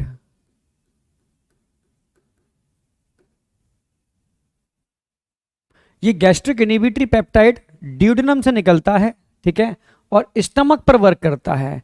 तो क्या करता क्या है ये स्टमक पर? ये स्टमक में एचसीएल के सीक्रेशन को इनहिबिट करता है और कॉन्ट्रैक्शन को इनहिबिट करता है, जिससे कि ये फैट 4 से 5 घंटे तक स्टमक में ठहर पाए, रुक पाए। समझने की कोशिश करना, ठीक है। आज इसे कंप्लीट करा दूं, ठीक है, क्योंकि आज के बाद फिर 2-3 दिन का गैप आ जाएगा, 2 दिन का, तो उसमें ठीक है ऑफलाइन और बस और क्लासेस चलेंगे, थोड़ा सा आ जाएगा, ठीक है, कोई नहीं। तो तुम बस इतना करो, आज जितना करा रहा हूँ उतना अच्छी तरीके से कर लो, ठीक है, एकदम, जिससे कि टेस्ट के अंदर इतना तो सिलेबस कवर हो जाए हमारा, ठीक है, समझ रहे हो ना? तो बेटा बहुत इंपॉर्टेंट बात बता रहा हूँ, ये रूटीन लाइफ से रिलेटेड है, ठीक है। आपने फैट खाया, ये 4 से 5 घंटे तक रुकेगा, तब रुकेगा जब जीआईपी क्या काम करेगा? एचसीएल के बनने को रोकेगा और कॉन्ट्रैक्शन को रोकेगा, तभी ये ठहर पाएगा। तो पहला हार्मोन निकलता है जीआईपी, गैस्ट्रिक इनहिबिटरी पेप्टाइड। ये एचसीएल के सीक्रेशन को भी रोकता है और स्टमक की कॉन्ट्रैक्ट होने को भी रोकता है। समझ में आया? निकलता कहां से है? ड्यूडेनम से। काम कहां करता है? स्टमक पर। सो इट इज कॉल्ड, ठीक है, एंटेरोगैस्ट्रोन। तो पहला हार्मोन समझ में आ गया होगा, एंटेरोगैस्ट्रोन, समझो। तो पहला हार्मोन है एंटेरोगैस्ट्रोन, इंटेस्टाइन से निकलता है, गैस्ट्रोन पर वर्क करता है, जीआईपी भी बोलते हैं। कहां सोर्स क्या है? Intestinal mucosa, duodenum. Target organ क्या है? स्टमक। करता क्या है? ये इनहिबिट करता है gastric motility and HCl secretion. एक चीज समझ में आई होगी, एक चीज क्लियर हुई होगी, ठीक है, ओके। हाँ बेटा, एक मैंने कहा था ये लेक्चर पूरा करा दूं, उसके बाद रेस्ट करूंगा, ठीक है, यहां तक समझना। तो पहला हार्मोन क्लियर हो गया, ये बहुत समझने वाला है, हार्मोनल मैकेनिज्म बहुत ज्यादा समझने वाली है, तो पूरा ध्यान लगाना इस पर, पूरा ध्यान। तो एंटेरोगैस्ट्रोन, एंटेरो इंटेस्टाइन से निकलता है, गैस्ट्रोन स्टमक पर वर्क करता है, इसलिए इसको एंटेरोगैस्ट्रोन बोलते हैं या गैस्ट्रिक इनहिबिटरी पेप्टाइड बोलते हैं, क्योंकि प्रोटीन नेचर का होता है और गैस्ट्रिक मोटिलिटी और एचसीएल सीक्रेशन को इनहिबिट करता है। So it is called gastric inhibitory peptide. Clear है बिल्कुल? पहला। दूसरा, इंटेस्टाइनल म्यूकोसस की सोर्स है, टारगेट ऑर्गन स्टमक है, inhibit gastric motility and HCl secretion, इनको इनहिबिट करता है। समझ में आ गया होगा? सारे के सारे ध्यान रखना है, ठीक है। संडे को मिल रहे हैं हम लोग, ठीक है, उस बिंदास सीरीज के साथ, ठीक है, जिसमें बढ़िया तरीके से हम प्रैक्टिस करने वाले हैं संडे को, ठीक है। संडे को कोई भी 1 घंटे का टाइम निकालेंगे, आपको अनाउंस कर देंगे। उस 1 घंटे के अंदर 1 से सवा, ज़्यादा से ज़्यादा 1.5 घंटे भी हो सकता है अगर नंबर ऑफ क्वेश्चंस ज़्यादा हुए तो, क्योंकि मेरी प्रायोरिटी है बहुत बढ़िया लेवल के क्वेश्चंस की प्रैक्टिस कराना, और इस लेवल के क्वेश्चन जो कि नीट में आपको सारा का सारा पेपर मिल जाए, ठीक है। मतलब जितने भी हम संडे सीरीज जो स्टार्ट करने वाले हैं वो नीट को कवर करा देगा, पूरा नीट कवर करा देगा, बस कंसेप्चुअल क्वेश्चन को समझ लेना, ठीक है। ये ध्यान रखना, मैं भूल जाऊं इसलिए मैंने पहले ही बता दिया, संडे को हम सब मिल रहे हैं वापस। तो एंटेरोगैस्ट्रोन क्लियर हो गया, इंटेस्टाइनल म्यूकोसा ड्यूडेनम क्लियर हो गया, स्टमक से क्लियर। अब आगे बढ़ते हैं, सिक्रेटिन हार्मोन। ये क्या काम करता है? सिक्रेटिन हार्मोन देखो,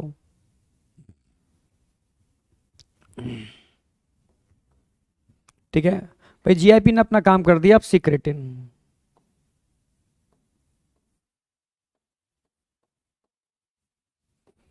सिक्रेटिन हार्मोन है, एक तो ये जीआईपी की हेल्प करता है, जीआईपी की हेल्प करता है, यानी ये भी इनहिबिट करता है, इनहिबिट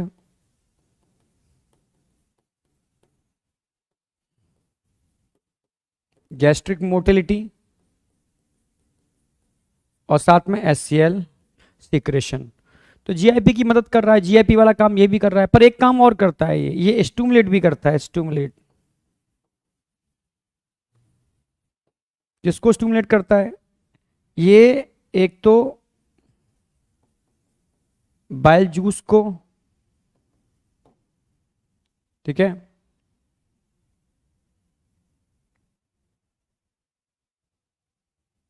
इसके अलावा एल्कलाइन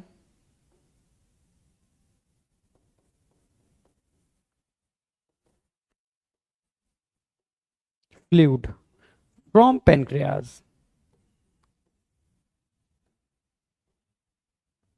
क्यों? ये क्या काम करेगा भाई? जैसे फूड यहां पहुंचेगा पर साथ साथ में एचसीएल भी तो पहुंचेगा, इस एचसीएल को न्यूट्रल करना होगा, तो सिक्रेटिन क्या काम करेगा?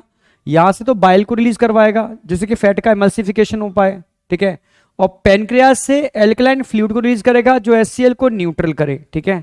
तो दो मेन काम है, दो मेन काम है, एक तो पेनक्रियाटिक एल्कलाइन फ्लूइड को रिलीज कराना है, मैंने पेनक्रियाटिक जूस की बात नहीं की है, पेनक्रियाटिक एल्कलाइन फ्लूइड को रिलीज कराना है, ठीक है, पेनक्रियाटिक एल्कलाइन फ्लूइड को रिलीज कराना है।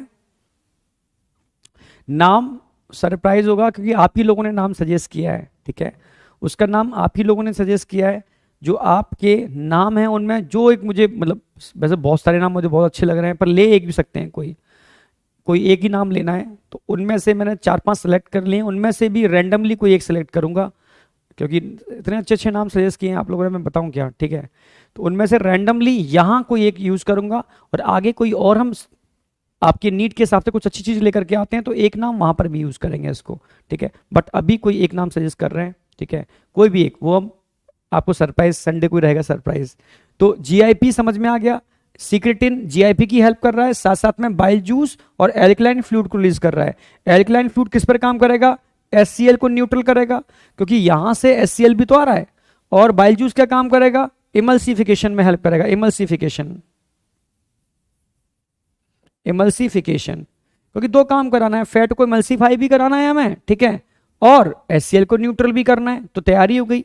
यानी इन दो हार्मोन ने मिलकर के पूरी तैयारी कर दी है, किसकी? डाइजेशन ऑफ फैट की, क्योंकि फैट के डाइजेशन के लिए तो लाइपेज चाहिए, लाइपेज तब काम करेगा जब एल्कलाइन मीडियम हो, एल्कलाइन मीडियम तब बनेगा जब सिक्रेटिन बाइल जूस को रिलीज कराए और एल्कलाइन फ्लूइड को रिलीज कराए, ठीक है। तो यहां तक क्लियर हो गई। अब तीसरे एंजाइम की बारी आ रही है, इसको बोलते हैं CCK-PZ, कोलिसिस्टोकाइनिन पेनक्रियोजाइमिन। ये और ज्यादा बाइल को निकलवाता है, कि कोली मतलब बाइल, सिस्ट मतलब ब्लैडर, ठीक है, और के मतलब काइनिन, यानी गॉल ब्लैडर के कॉन्ट्रैक्शन को स्टिमुलेट करना, बाइल के गॉल ब्लैडर के कॉन्ट्रैक्शन को स्टिमुलेट करना, कोलिसिस्टोकाइनिन। पेनक्रियोजाइमिन मतलब पेनक्रियाटिक जूस को रिलीज करना, मतलब एंजाइम्स को, तब जाकर के डाइजेशन चालू होगा।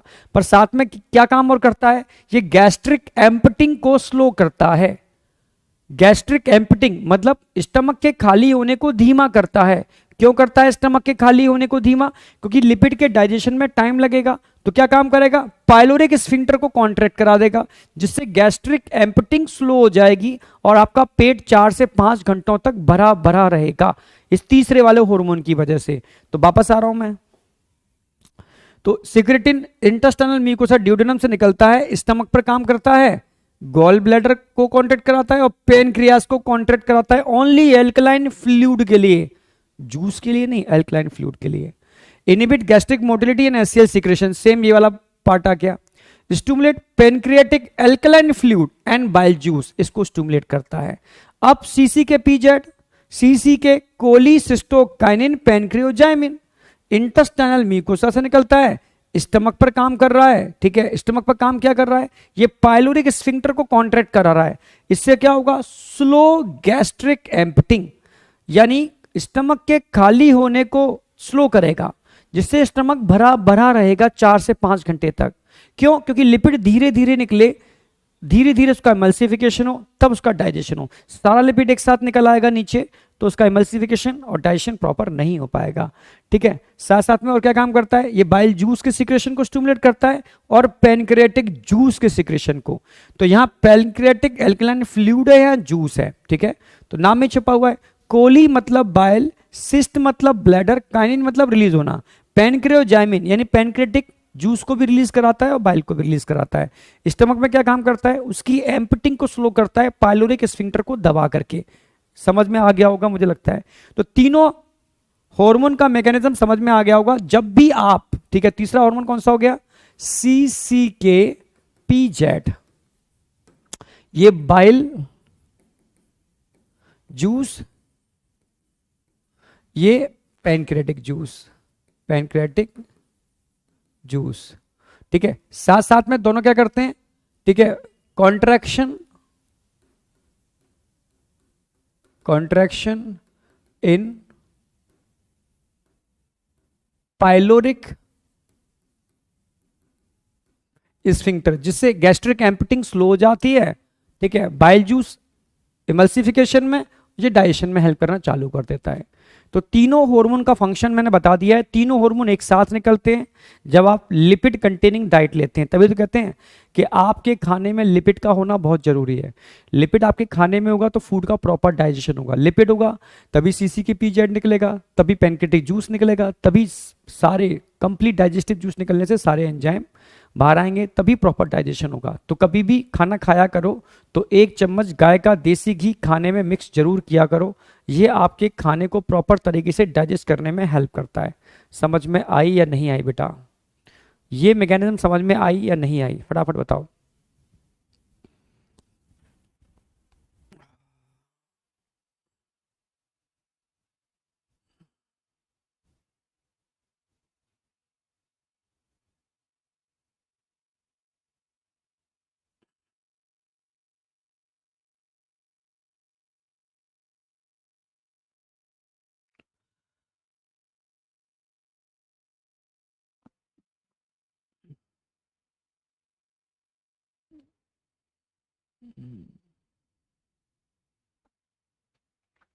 ओके, बीएमएस मतलब समझ में आ गई। बहुत बढ़िया, बहुत बढ़िया, एकदम सही। तो ये हमारे डाइजेशन वाले चैप्टर का लगभग लगभग एंड हो रहा है। 2 पार्ट हम कंप्लीट कर चुके हैं, डाइजेस्टिव ट्रैक को कंप्लीट कर चुके हैं, और साथ साथ में हम उसमें मिलने वाले सारे ग्लैंड को कवर कर चुके हैं। ठीक है, अब बचता है प्रोसेस ऑफ डाइजेशन, तीसरा स्टेप। तो समझने की कोशिश करना प्रोसेस ऑफ डाइजेशन, कोशिश तो करना ही।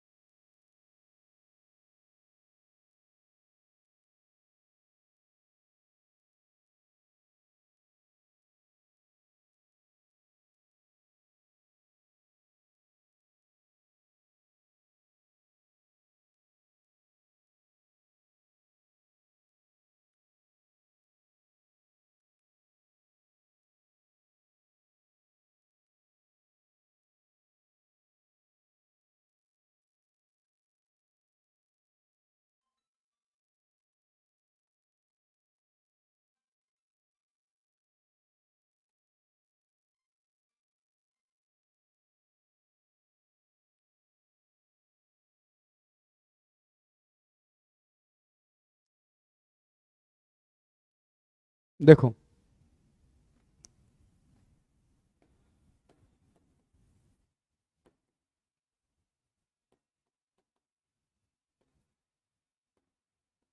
कई तरह के क्वेश्चंस बनते हैं, हम कोशिश करेंगे हर टाइप के क्वेश्चंस इससे सॉल्व करते हैं, हर टाइप के क्वेश्चंस। ठीक है, सबसे पहले कहते हैं ना, कभी आप खाना खाने गए हो किसी दावत में, पार्टी में। पुराने टाइम पर क्या होता था, सारे लोग एक साथ बैठते थे और हम बोलते थे कि अंतः ग्रहण करो। अंतः ग्रहण, अंतः ग्रहण का मतलब है खाने को माउथ के अंदर रखो, खाने को माउथ के अंदर रखो, अंतः ग्रहण करना। इसी को इंग्लिश में बोलते हैं इंजेशन ऑफ फूड। क्या बोलते हैं? Ingestion of food. खाने को इन मतलब खाने को माउथ में रखो।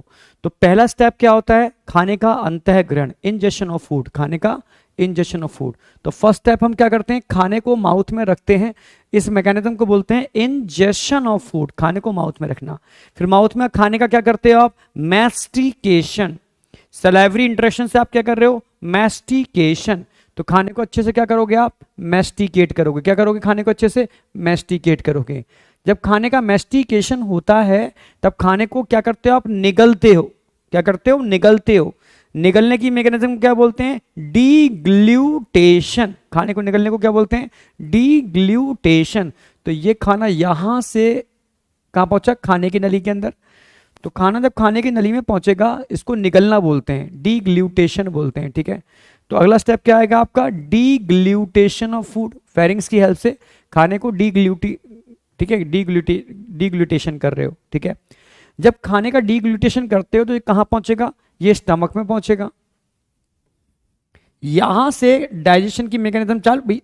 कुछ चीजों का डाइजेशन तो माउथ से चालू हो जाएगा, पर कुछ का डाइजेशन यहां से चालू हो जाएगा। डाइजेशन चालू हो गया, डाइजेशन चालू हो गया, और नीचे जाएगा और डाइजेशन होगा, फाइन डाइजेशन। ठीक है, और नीचे जाएगा तो और डाइजेशन होता जाएगा। जैसे जैसे डाइजेशन होता जाएगा, ये क्या हो रहा है? Digestion of food. ये क्या हो रहा है? डाइजेशन ऑफ फूड, फूड का डाइजेशन। और आफ्टर डाइजेशन फूड का क्या होता है? एब्जॉर्प्शन। खाने का क्या होगा? एब्जॉर्प्शन। डाइजेशन होता जाएगा, फूड एब्जॉर्ब होता जाएगा। अगला स्टेप क्या आने वाला है? Absorption of food.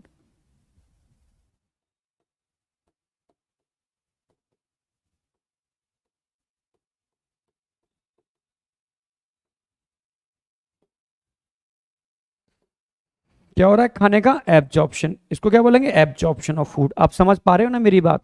पहले खाने का आपने अंतःग्रहण किया, फिर खाने को मैस्टिकेट किया, फिर उसका डिग्लूटेशन किया, फिर उसका डाइजेशन स्टार्ट हुआ, फाइनली क्या होगा? उसका एब्जॉर्प्शन होगा। ये स्टेप पर क्वेश्चन आते हैं कि भाई स्टेप बाय स्टेप जो मैकेनिज्म हो रही है इसकी सीक्वेंस में कन्वर्ट करो।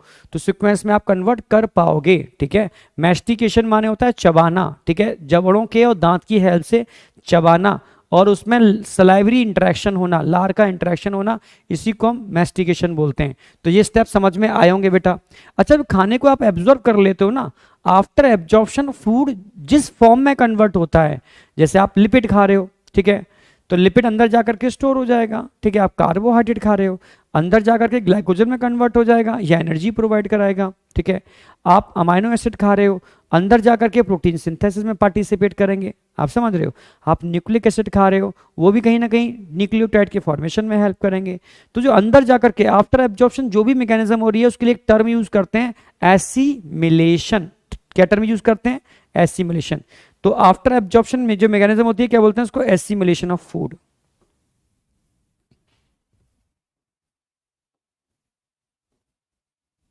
नंबर 6 हो जाएगा assimilation of food after absorption. कब होती है? After absorption.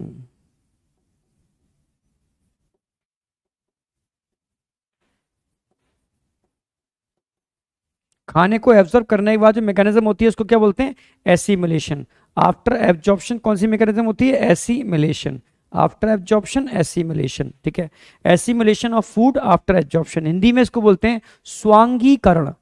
ठीक है, अवशोषण के बाद, एब्जॉर्ब होने के बाद फूड की डिफरेंट डिफरेंट फूड की डिफरेंट डिफरेंट फॉर्म में कन्वर्जन, इसी को बोलते हैं एसिमिलेशन। और जब एसिमिलेशन हो जाता है तो अनडाइजेस्टेड फूड का बाहर निकलना, अनडाइजेस्टेड फूड का बाहर निकलना, ठीक है, in the form of faeces, क्या बोलते हैं इसको? डेफिकेशन। नंबर 7 आएगा डेफिकेशन ऑफ फूड।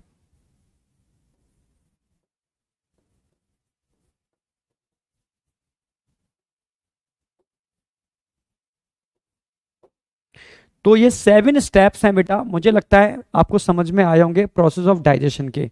तो पहला हम क्या करते हैं, खाने का अंतःग्रहण, इंजेक्शन ऑफ फूड, फिर मैस्टिकेशन ऑफ फूड, फिर डीग्लूटेशन ऑफ फूड, फिर डाइजेशन ऑफ फूड, फिर एब्जॉर्प्शन ऑफ फूड, फिर एसिमिलेशन ऑफ फूड, और फिर अनडाइजेस्टेड फूड का बाहर निकलना फीसिस की फॉर्म में, डेफिकेशन ऑफ फूड। ये समझ में आया या नहीं आया बताओ? बिल्कुल एकदम बहुत कंसेप्चुअल लेके चल रहा हूँ, बहुत कंसेप्चुअल। यहां तक बताओ, कोई डाउट है किसी को? कोई भी डाउट है तो बताओ। यहां तक yes sir, clear. I am from America.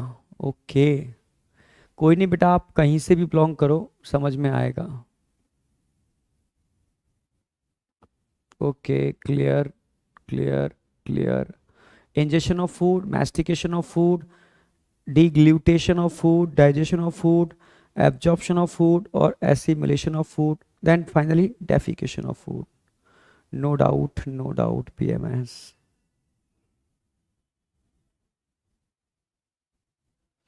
बहुत बढ़िया, कोई भी डाउट नहीं है। तो एक तो सीक्वेंस पे क्वेश्चन आएगा, आपको सीक्वेंस एकदम क्लियर है। अगला क्वेश्चन क्या बनता है, अब देखो अगला क्वेश्चन कैसे बनेगा, समझने की कोशिश करना। जो फूड माउथ के अंदर होता है इसको हम क्या बोलते हैं, बोलस।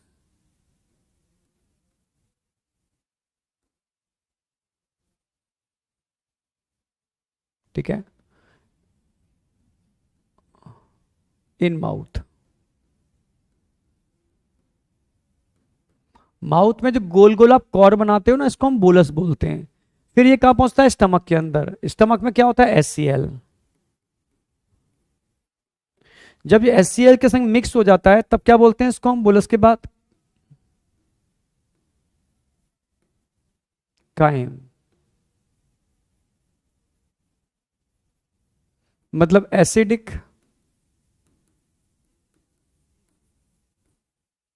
Food in stomach. चलो, फिर ये एसिडिक फूड कहाँ एंटर करता है, ठीक है, एसिडिक फूड इन इंटेस्टाइन, कायम ही है।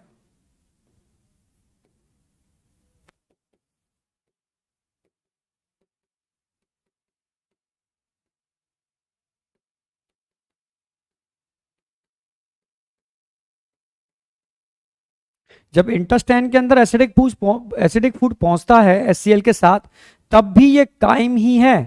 ध्यान रखना है आपको, क्योंकि सारे के सारे पेनक्रियाज हो, बाइल जूस हो, ये कायम के ऊपर वर्क करते हैं। एनसीईआरटी की लाइन है, कायम के ऊपर वर्क करते हैं। फिर इस एसिडिक को जब एल्कलाइन में कन्वर्ट कर देते हैं तब इसको काइल बोलोगे। पोजीशन के बेस पर हम नाम नहीं रख रहे, ठीक है। पोजीशन स्टमक में हो या इंटेस्टाइन के अंदर, अगर एसिडिक है तो कायम है। हाँ, इंटेस्टाइन में जब वो एल्कलाइन में कन्वर्ट हो जाएगा तब इसको काइल बोलेंगे। ये बहुत हिडन बात बता रहा हूं, जो मैक्सिमम बच्चे कंफ्यूज रहते हैं, ठीक है। इसको काइल।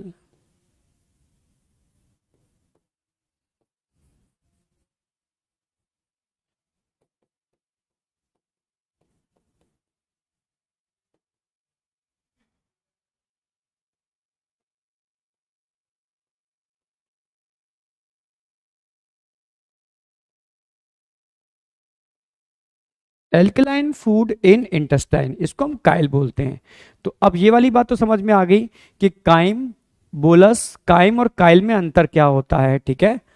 3 बातें बताई मैंने बेटा, बोलस क्या होता है, काइम क्या होता है, काइल क्या होता है, ठीक है। ऐसा नहीं है कि इंटेस्टाइन में आ गया तो हम काइल बोल देंगे, नो। इंटेस्टाइन में जब तक वो एसिडिक है तब तक काइम है। हाँ, जब डिफरेंट डिफरेंट ग्लैंड्स के सीक्रेशन से वो एसिडिक से एल्कलाइन में कन्वर्ट हो जाएगा तब उसको काइल बोलेंगे।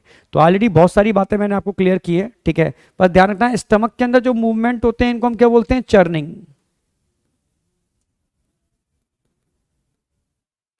ठीक है। और माउथ के अंदर जो मूवमेंट हो रहे हैं, मैस्टिकेशन, समझ गए ना। तो यहाँ मैस्टिकेशन के बाद डिग्लूटेशन, फिर यहाँ चर्निंग होगा, फिर डाइजेशन होगा, एब्जॉर्प्शन होगा, एसिमिलेशन होगा, डेफिकेशन होगा। माउथ के अंदर जो फूड है बोलस है, यहां पर काइम है, यहां काइल है। अब बताओ, यहां तक अगर वाकई में समझ में आया तो आग लगाओ। हाँ एकदम क्लियर, एकदम बढ़िया तरीके से रिस्पॉन्स दो कि हाँ भाई समझ में आ गया। एकदम अच्छी तरीके से बताओ, एकदम समझ में आना चाहिए।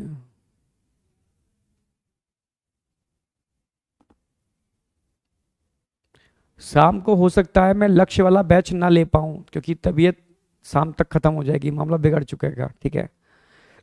तो लक्ष्य के बच्चे जो इस समय क्लास ले रहे हैं, इस बैच में लक्ष्य के बच्चे भी हैं, तो बेटा शाम को शायद क्लास ना हो पाए, क्योंकि अब बस मामला लास्ट है, इसके बाद कहानी खत्म।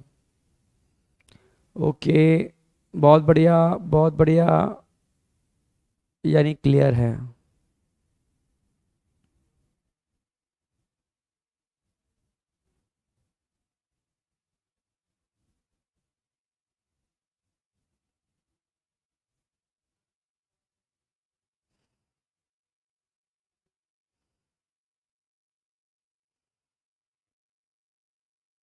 हम्म,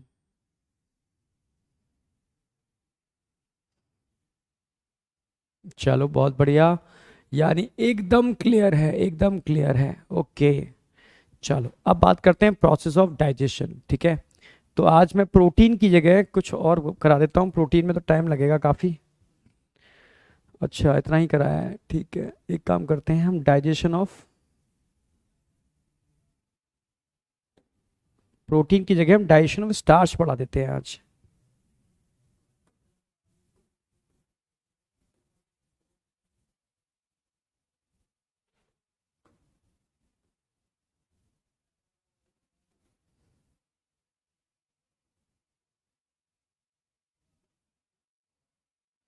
डाइजेशन ऑफ स्टार्च में करा देता हूँ आज।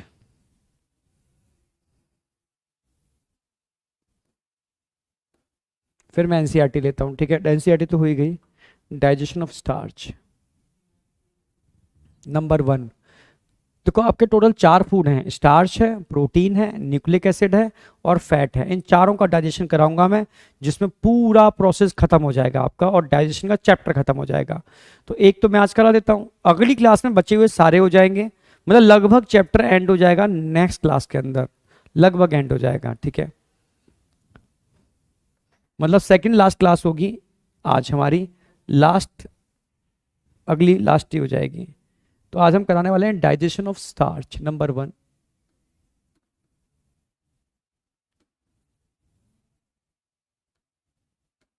Digestion of starch.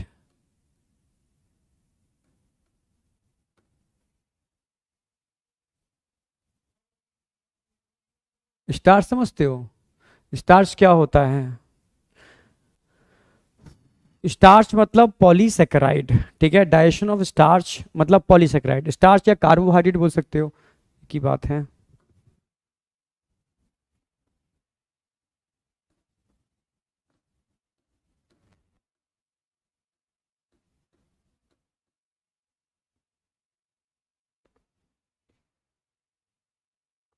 Digestion of starch या कार्बोहाइड्रेट, इसकी बात कर रहे हैं। तो पहला क्वेश्चन तो बनता है कि कार्बोहाइड्रेट का डाइजेशन कहाँ से स्टार्ट होता है, which of the following part of gut, ठीक है, responsible for digestion of starch. आप बोलोगे माउथ। इनिशिएशन, इनिशिएशन कहाँ से होगा? माउथ। फिर कहाँ होगा? ड्यूडेनम, और इंटेस्टाइन में आके कंप्लीट हो जाएगा। तो डाइजेशन ऑफ स्टार्च या कार्बोहाइड्रेट की हम बात कर रहे हैं। सबसे पहले A, digestion by salivary juice.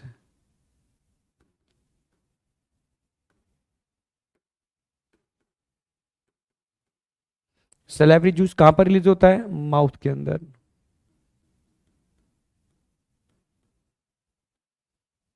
किस पीएच पर काम करेगा? पीएच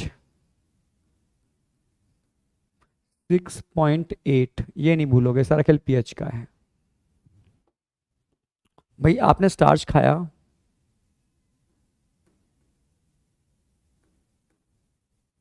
ये टूटेगा। पहले पहले पता होना चाहिए स्टार्च होता क्या है। ये एक पॉलीसेकेराइड है। क्या है? एक पॉलीसेकेराइड। समझाता हूं मैं।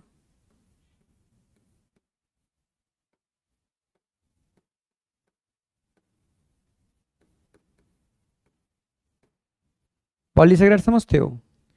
स्टार्च ऐसे समझो, स्टार्च जो है वो एक मोतियों की माला है। क्या है? मोतियों की माला। एक ऐसी माला जो छोटे छोटे मोतियों के मिलने से बनती है, उस माला को, ठीक है, हम पॉलीमर बोलते हैं। और यहाँ जो छोटे छोटे मोती हैं वो सिंपल शुगर हैं, ठीक है। तो सिंपल शुगर के मिलने से जो मोतियों की माला बन रही है, इसको पॉलीसैकेराइड बोलते हैं। यानी कई सैकेराइड के मिलने से जो बन रहा है वो पॉलीसैकेराइड है, ठीक है। तो स्टार्च इज अ पॉलीसैकेराइड जो ढेर सारे सिंपल शुगर के मिलने से बना है। तो इसी को हम ब्रेक करने वाले हैं, ठीक है। अच्छा, कितना परसेंट स्टार्च माउथ में सलाइवरी जूस से डाइजेस्ट होता है? ओनली 30%। 30% स्टार्च। किसमें टूटेगा स्टार्च? ये माल्टोज में टूटेगा।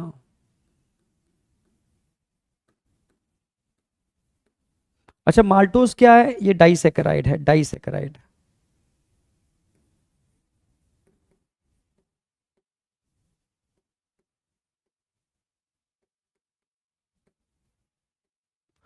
डाइसैकेराइड समझते हो? एक ऐसी माला इसमें दो ही मोती हों, ठीक है, डाइसैकेराइड।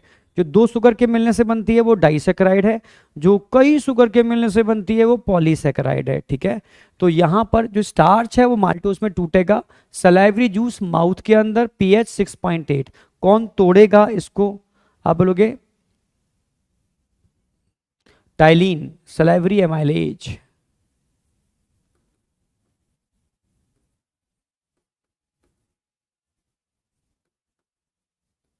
क्या बोलते हैं इसको? टाइलिन, सलाइवरी एमाइलेज या टाइलिन, ठीक है। तो ये सलाइवरी एमाइलेज या टाइलिन स्टार्च को माल्टोज में तोड़ेगा। एक पॉलीसैकेराइड है, एक डाइसैकेराइड है, ठीक है। 30% स्टार्च हमारे माउथ में टूट जाता है, पर ये उन लोगों के अंदर टूटता है जो खाने को धीरे धीरे खाते हैं, चबा चबा के खाते हैं। जो खाने को निगलते हैं उनके अंदर 30% स्टार्च का डाइजेशन नहीं होता। समझ रहे हो? हाँ बेटा, टाइलिन बोल सकते हो, ठीक है, या salivary amylase. Okay, next class किसकी है? नेक्स्ट क्लास जो होगी वो रेस्पिरेटरी सिस्टम की होगी। नेक्स्ट चैप्टर रेस्पिरेटरी सिस्टम आएगा, ठीक है। यानी breathing and exchange of gases, बहुत कंसेप्चुअल है, ठीक है। तो अगले लेक्चर के बाद जो लेक्चर आएगा उसके अंदर आएगा, ठीक है। यानी एक लास्ट लेक्चर और बचा हुआ है मान के चलो उस चैप्टर का, उसके बाद breathing and exchange of gases start कर देंगे। संडे वाला सेशन मत भूलना, वो आपको लाइव लेना है, क्योंकि लाइव में ही वो इंटरेक्शन होगा, वो एनर्जी मेंटेन रहेगी, ठीक है। तो बस ये दो सेशन रहेंगे आपके, एक संडे को, फिर मंडे से तो आपकी क्लास चालू हो जाएगी। तो मंडे को हम डाइजेशन का लगभग एंड कर देंगे, और ट्यूसडे, वेडनेसडे, थर्सडे आपका रेस्पिरेटरी चालू हो जाएगा, ठीक है।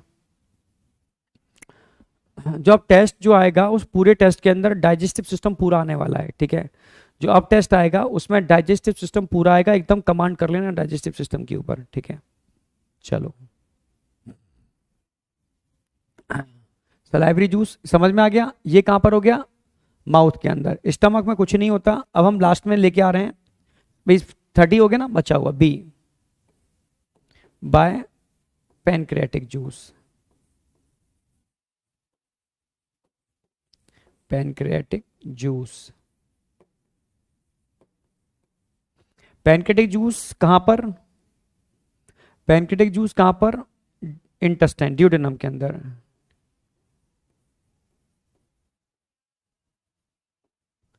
किस पीएच पर काम करता है ड्यूटेनम में पैनक्रियाटिक जूस? 7.8 पीएच पर काम करता है। 7.8 पीएच पर काम करता है पैनक्रियाटिक जूस।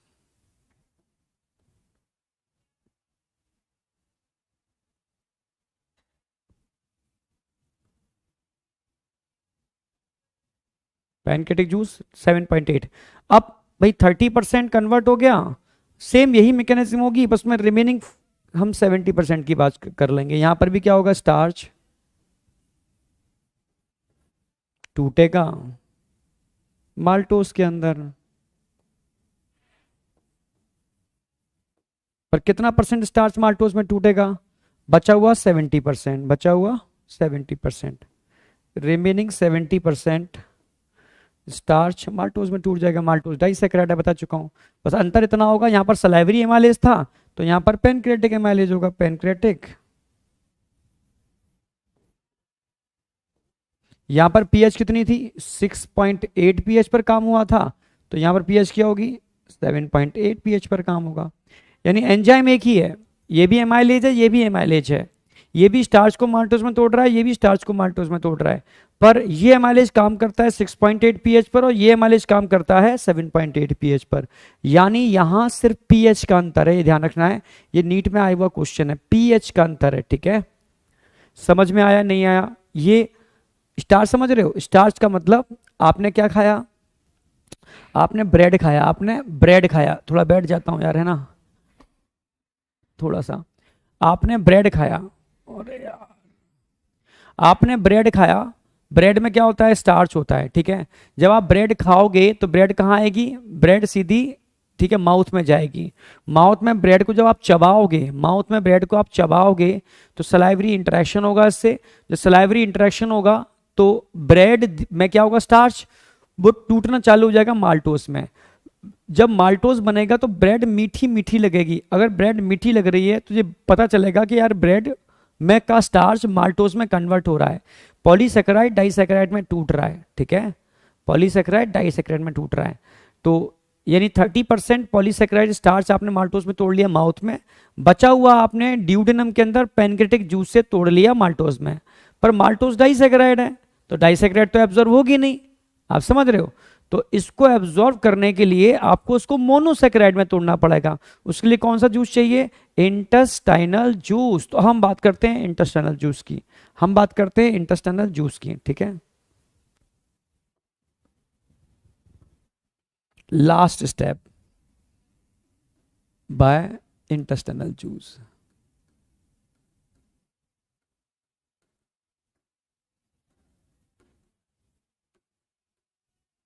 अगर मैं इंटेस्टाइनल जूस की बात करता हूं तो इंटेस्टाइनल जूस वो जूस है, ठीक है, सक्कस एंटेरिकस, ये भी किस पीएच पे काम करता है, पीएच वही 7.8, 7.8 पर काम करेगा।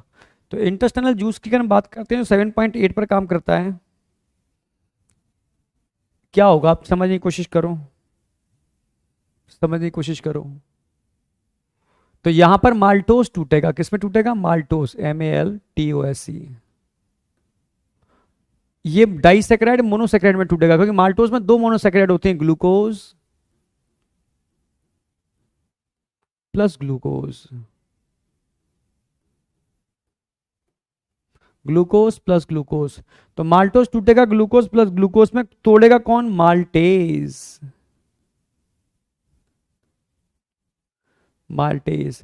माल्टेज कहाँ निकलता है, माल्टेज इंटेस्टाइनल जूस का पार्ट है। तो यही माल्टेज ने माल्टोज को तोड़ दिया ग्लूकोज प्लस ग्लूकोज में, इसका क्या हो जाएगा, एब्जॉर्प्शन, ये होगी मोनोसेक्राइड। ये कौन है, मोनोसेक्राइड, मोनोसेक्राइड्स। यानी डाइसेक्राइड टूट गई मोनोसेक्राइड में, इनका क्या हो जाएगा, एब्जॉर्प्शन। ये कंप्लीट डाइजेशन हो गया किसका, स्टार्च का। पर मान लो आप ब्रेड के संग एक ग्लास दूध ले रहे हो जिसमें चीनी भी डाल रखी है, तो दूध में एक डाइसेक्राइड होती है लैक्टोज, और चीनी में डाइसेक्राइड होती है सुक्रोज। तो इसको भी तोड़ना है तो उसके लिए इंटेस्टाइनल जूस चाहिए, ठीक है। तो माल्टोज तो तोड़ लिया आपने, पर इसके अलावा अगर मैं बात करता हूं लैक्टोज की, जिसको मिल्क शुगर बोलते हैं,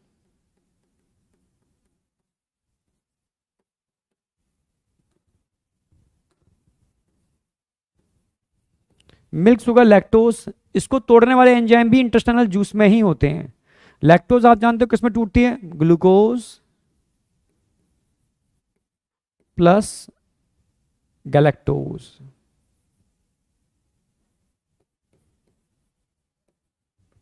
दोनों ही क्या है, मोनोसेक्राइड, दोनों ही क्या है, मोनो, इनका क्या हो जाएगा, एब्जॉर्प्शन।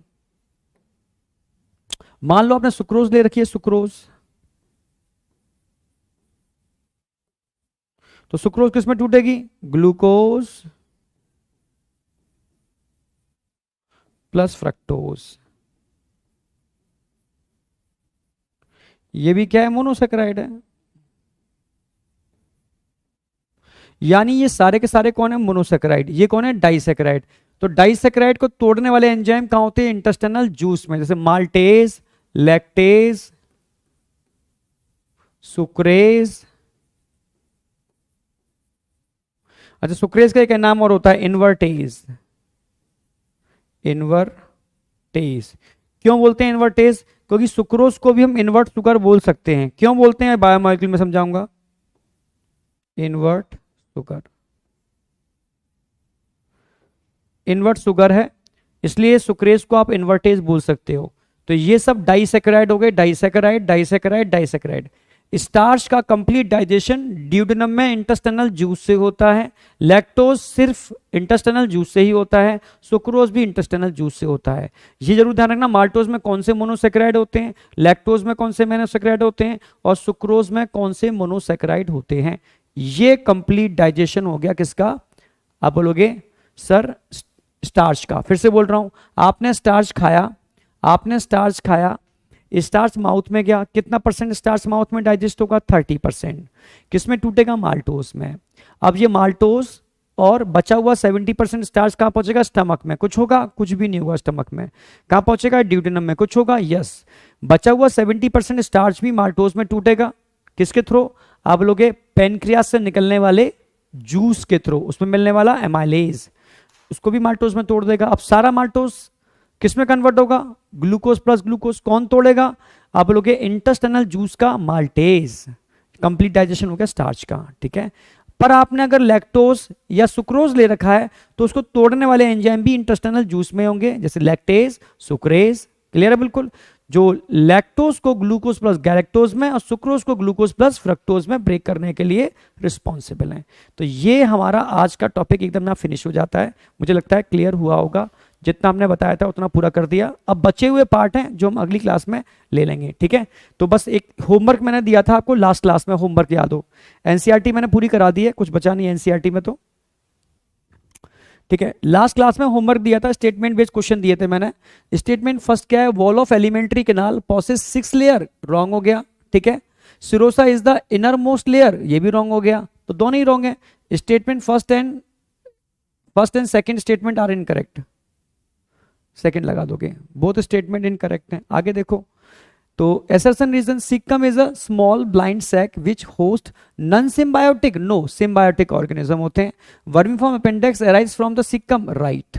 तो इसमें assertion राइट है, रीजन रॉन्ग है। A is not correct, A is correct but R is not correct, समझ रहे हो? अच्छा, ए इज इनकरेक्ट, देखो A is not correct but R is correct. अच्छा, फोर्थ लगा दोगे, जिन लोगों ने फोर्थ लगाया था सही था।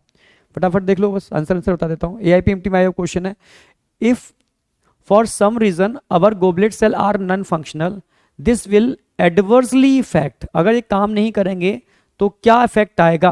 गोबलेट सेल, समझना मेरी बात। तो गोबलेट सेल का मेन काम क्या होता है? इसका लगाओगे आप, गोबलेट सेल म्यूकस को रिलीज करते हैं, और म्यूकस का मेन रोल क्या होता है? Movement of food down in intestine, क्योंकि गोबलेट सेल म्यूकस रिलीज करते हैं जो फूड को अंदर निकलने में हेल्प करता है। Next, the toxic substance in diet are detoxified in human body, एक ही ऑर्गन है जो डिटॉक्सिफिकेशन का काम करेगा, लिवर, ओनली लिवर। तो जब भी डिटॉक्सिफिकेशन की बात आएगी तो लिवर ध्यान रखना है आपको, ठीक है। जिन लोगों ने फर्स्ट लगाया था होमवर्क में उनका सही है। Which of the following statement is not correct, हमेशा अंडरलाइन कर लिया करो, पूछा क्या ऐसे गलती ना हो, ठीक है। तो acini are present in the pancreas and secrete carboxypeptidase, बिल्कुल ठीक है, पेनक्रेटिक जूस का पार्ट है। Brunner's gland are present in submucosa of stomach, गलत हो गया, तो इनकरेक्ट पूछा है, बी हो जाएगा इनकरेक्ट, ठीक है। ऑप्शन क्या आ जाएगा? नॉट करेक्ट, बी, क्योंकि ये ड्यूडेनम में होते हैं। Goblet cell are present in the mucosa of intestine, सही है, म्यूकोस रिलीज करते हैं। Oxyntic cell present in the mucosa of stomach, बिल्कुल एस सेल रिलीज करते हैं, ठीक है। Next, which of the following does not produce any digestive enzyme, आप जानते हो ड्यूडेनम के अंदर तो होते हैं, स्टमक में होते हैं। कोलोन, लार्ज इंटेस्टाइन में कोई भी डाइजेस्टिव एंजाइम नहीं बनता, क्योंकि लार्ज इंटेस्टाइन का रोल ही नहीं है डाइजेशन के अंदर। What would happens when gall bladder of man is remove, अगर आपने किसी का गॉल ब्लैडर हटा दिया तो क्या होगा? गॉल ब्लैडर हटाने से क्या होगा? गॉल ब्लैडर से बाइल निकलता है, बाइल में बाइल सॉल्ट भी होते हैं जो पीएच को मेंटेन करने का काम करते हैं, एल्कलाइन पीएच को, ठीक है। यानी फैट के डाइजेशन पर सीधा इफेक्ट पड़ेगा, ठीक है। Effect of pancreatic juice upon food is decrease, बिल्कुल, पेनक्रेटिक जूस एल्कलाइन मीडियम में काम करता है, और एल्कलाइन मीडियम को मेंटेन करने में बाइल का भी बहुत बड़ा रोल है। यानी प्रॉपर डाइजेशन नहीं हो पाएगा अगर आपने गॉल ब्लैडर रिमूव कर दिया, ठीक है। Acidity will continue in duodenum, क्योंकि HCl जो ड्यूडेनम में आता है वो एसिडिक मीडियम मेंटेन करेगा। उस एसिडिक को न्यूट्रल करने के लिए बाइल जूस के जो बाइकार्बोनेट आयन होते हैं बहुत इंपॉर्टेंट रोल प्ले करते हैं। अगर आपने रिमूव कर दिया तो bicarbonate ion proper concentrate form में नहीं निकल पाएंगे, तो इस पर भी प्रॉब्लम आने वाली है। तो all of these, D option लेके आने वाले हो, ठीक है। आगे चलो, ठीक है। इन्होंने पूछा है 2 डक दे रखे ए और बी, ए ब्लॉक कर दो, बंद कर दो ए को, और बी को भी बंद कर दो, ठीक है। तो किस पर इफेक्ट नहीं पड़ेगा, क्या पूछ रहे हैं, किस पर इफेक्ट नहीं पड़ेगा? Concentration of the bile and secretion of the pancreatic juice. Bile का कंसंट्रेशन कहां पर होगा? गॉल ब्लैडर में, नहीं हो पाएगा, ब्लॉक कर दिया, ठीक है। Synthesis of bile juice and secretion of insulin, bile juice की सिंथेसिस कहां होती है? लिवर में, इस पर कोई इफेक्ट नहीं पड़ने वाला, होता रहेगा। इंसुलिन का सीक्रेशन ब्लड में होता है, इस पर भी कोई इफेक्ट नहीं पड़ेगा। बी ऑप्शन आएगा, बिल्कुल सही, बी ऑप्शन, जो बी लगाया है सही लगाया है, ठीक है। Synthesis of bile juice and release of pancreatic juice, इस पर इफेक्ट पड़ने वाला है। Concentration of bile juice and release of trip, इस पर भी इफेक्ट पड़ने वाला है। कोलीसिस्टाइटिस, कोली मतलब बाइल, सिस्ट मतलब ब्लैडर, आइटिस मतलब इन्फ्लामेशन। कोलीसिस्टाइटिस मतलब गॉल ब्लैडर का इन्फ्लामेशन, इसी को कोलीसिस्टाइटिस बोलते हैं, गॉल ब्लैडर इन्फ्लामेशन को। तो आज का होमवर्क टोटली PYQs दे रहा हूं मैं होमवर्क के अंदर, ठीक है। या एक काम करो, आज PYQs छोड़ो, ठीक है, क्योंकि संडे को मैं PYQs कराने ही वाला हूं सारे के सारे, ठीक है। तो संडे को मिल रहे हैं सारे PYQs और एक सुपर सेशन के साथ, तो वहां डिस्कस कर लेंगे इस वाले सेशन को, ठीक है। तो आज होमवर्क नहीं है, आज तो बस रिवीजन कर डालो सारा का सारा और NCERT पढ़ डालो, बस इतना ही आपका होमवर्क है, ठीक है। तो आज का होमवर्क छोड़ते हैं, इतना ही रखते हैं, ठीक है। ओके बेटा, thank you, all the best, आज इतना ही रखते हैं, बाय बेटा, ठीक है। संडे को भूलना मत, संडे को मिल रहे हैं हम सब लोग, ठीक है, और मंडे से कंटिन्यू करते हैं। Thank you, all the best, all the best बेटा, थैंक यू, बाय बेटा।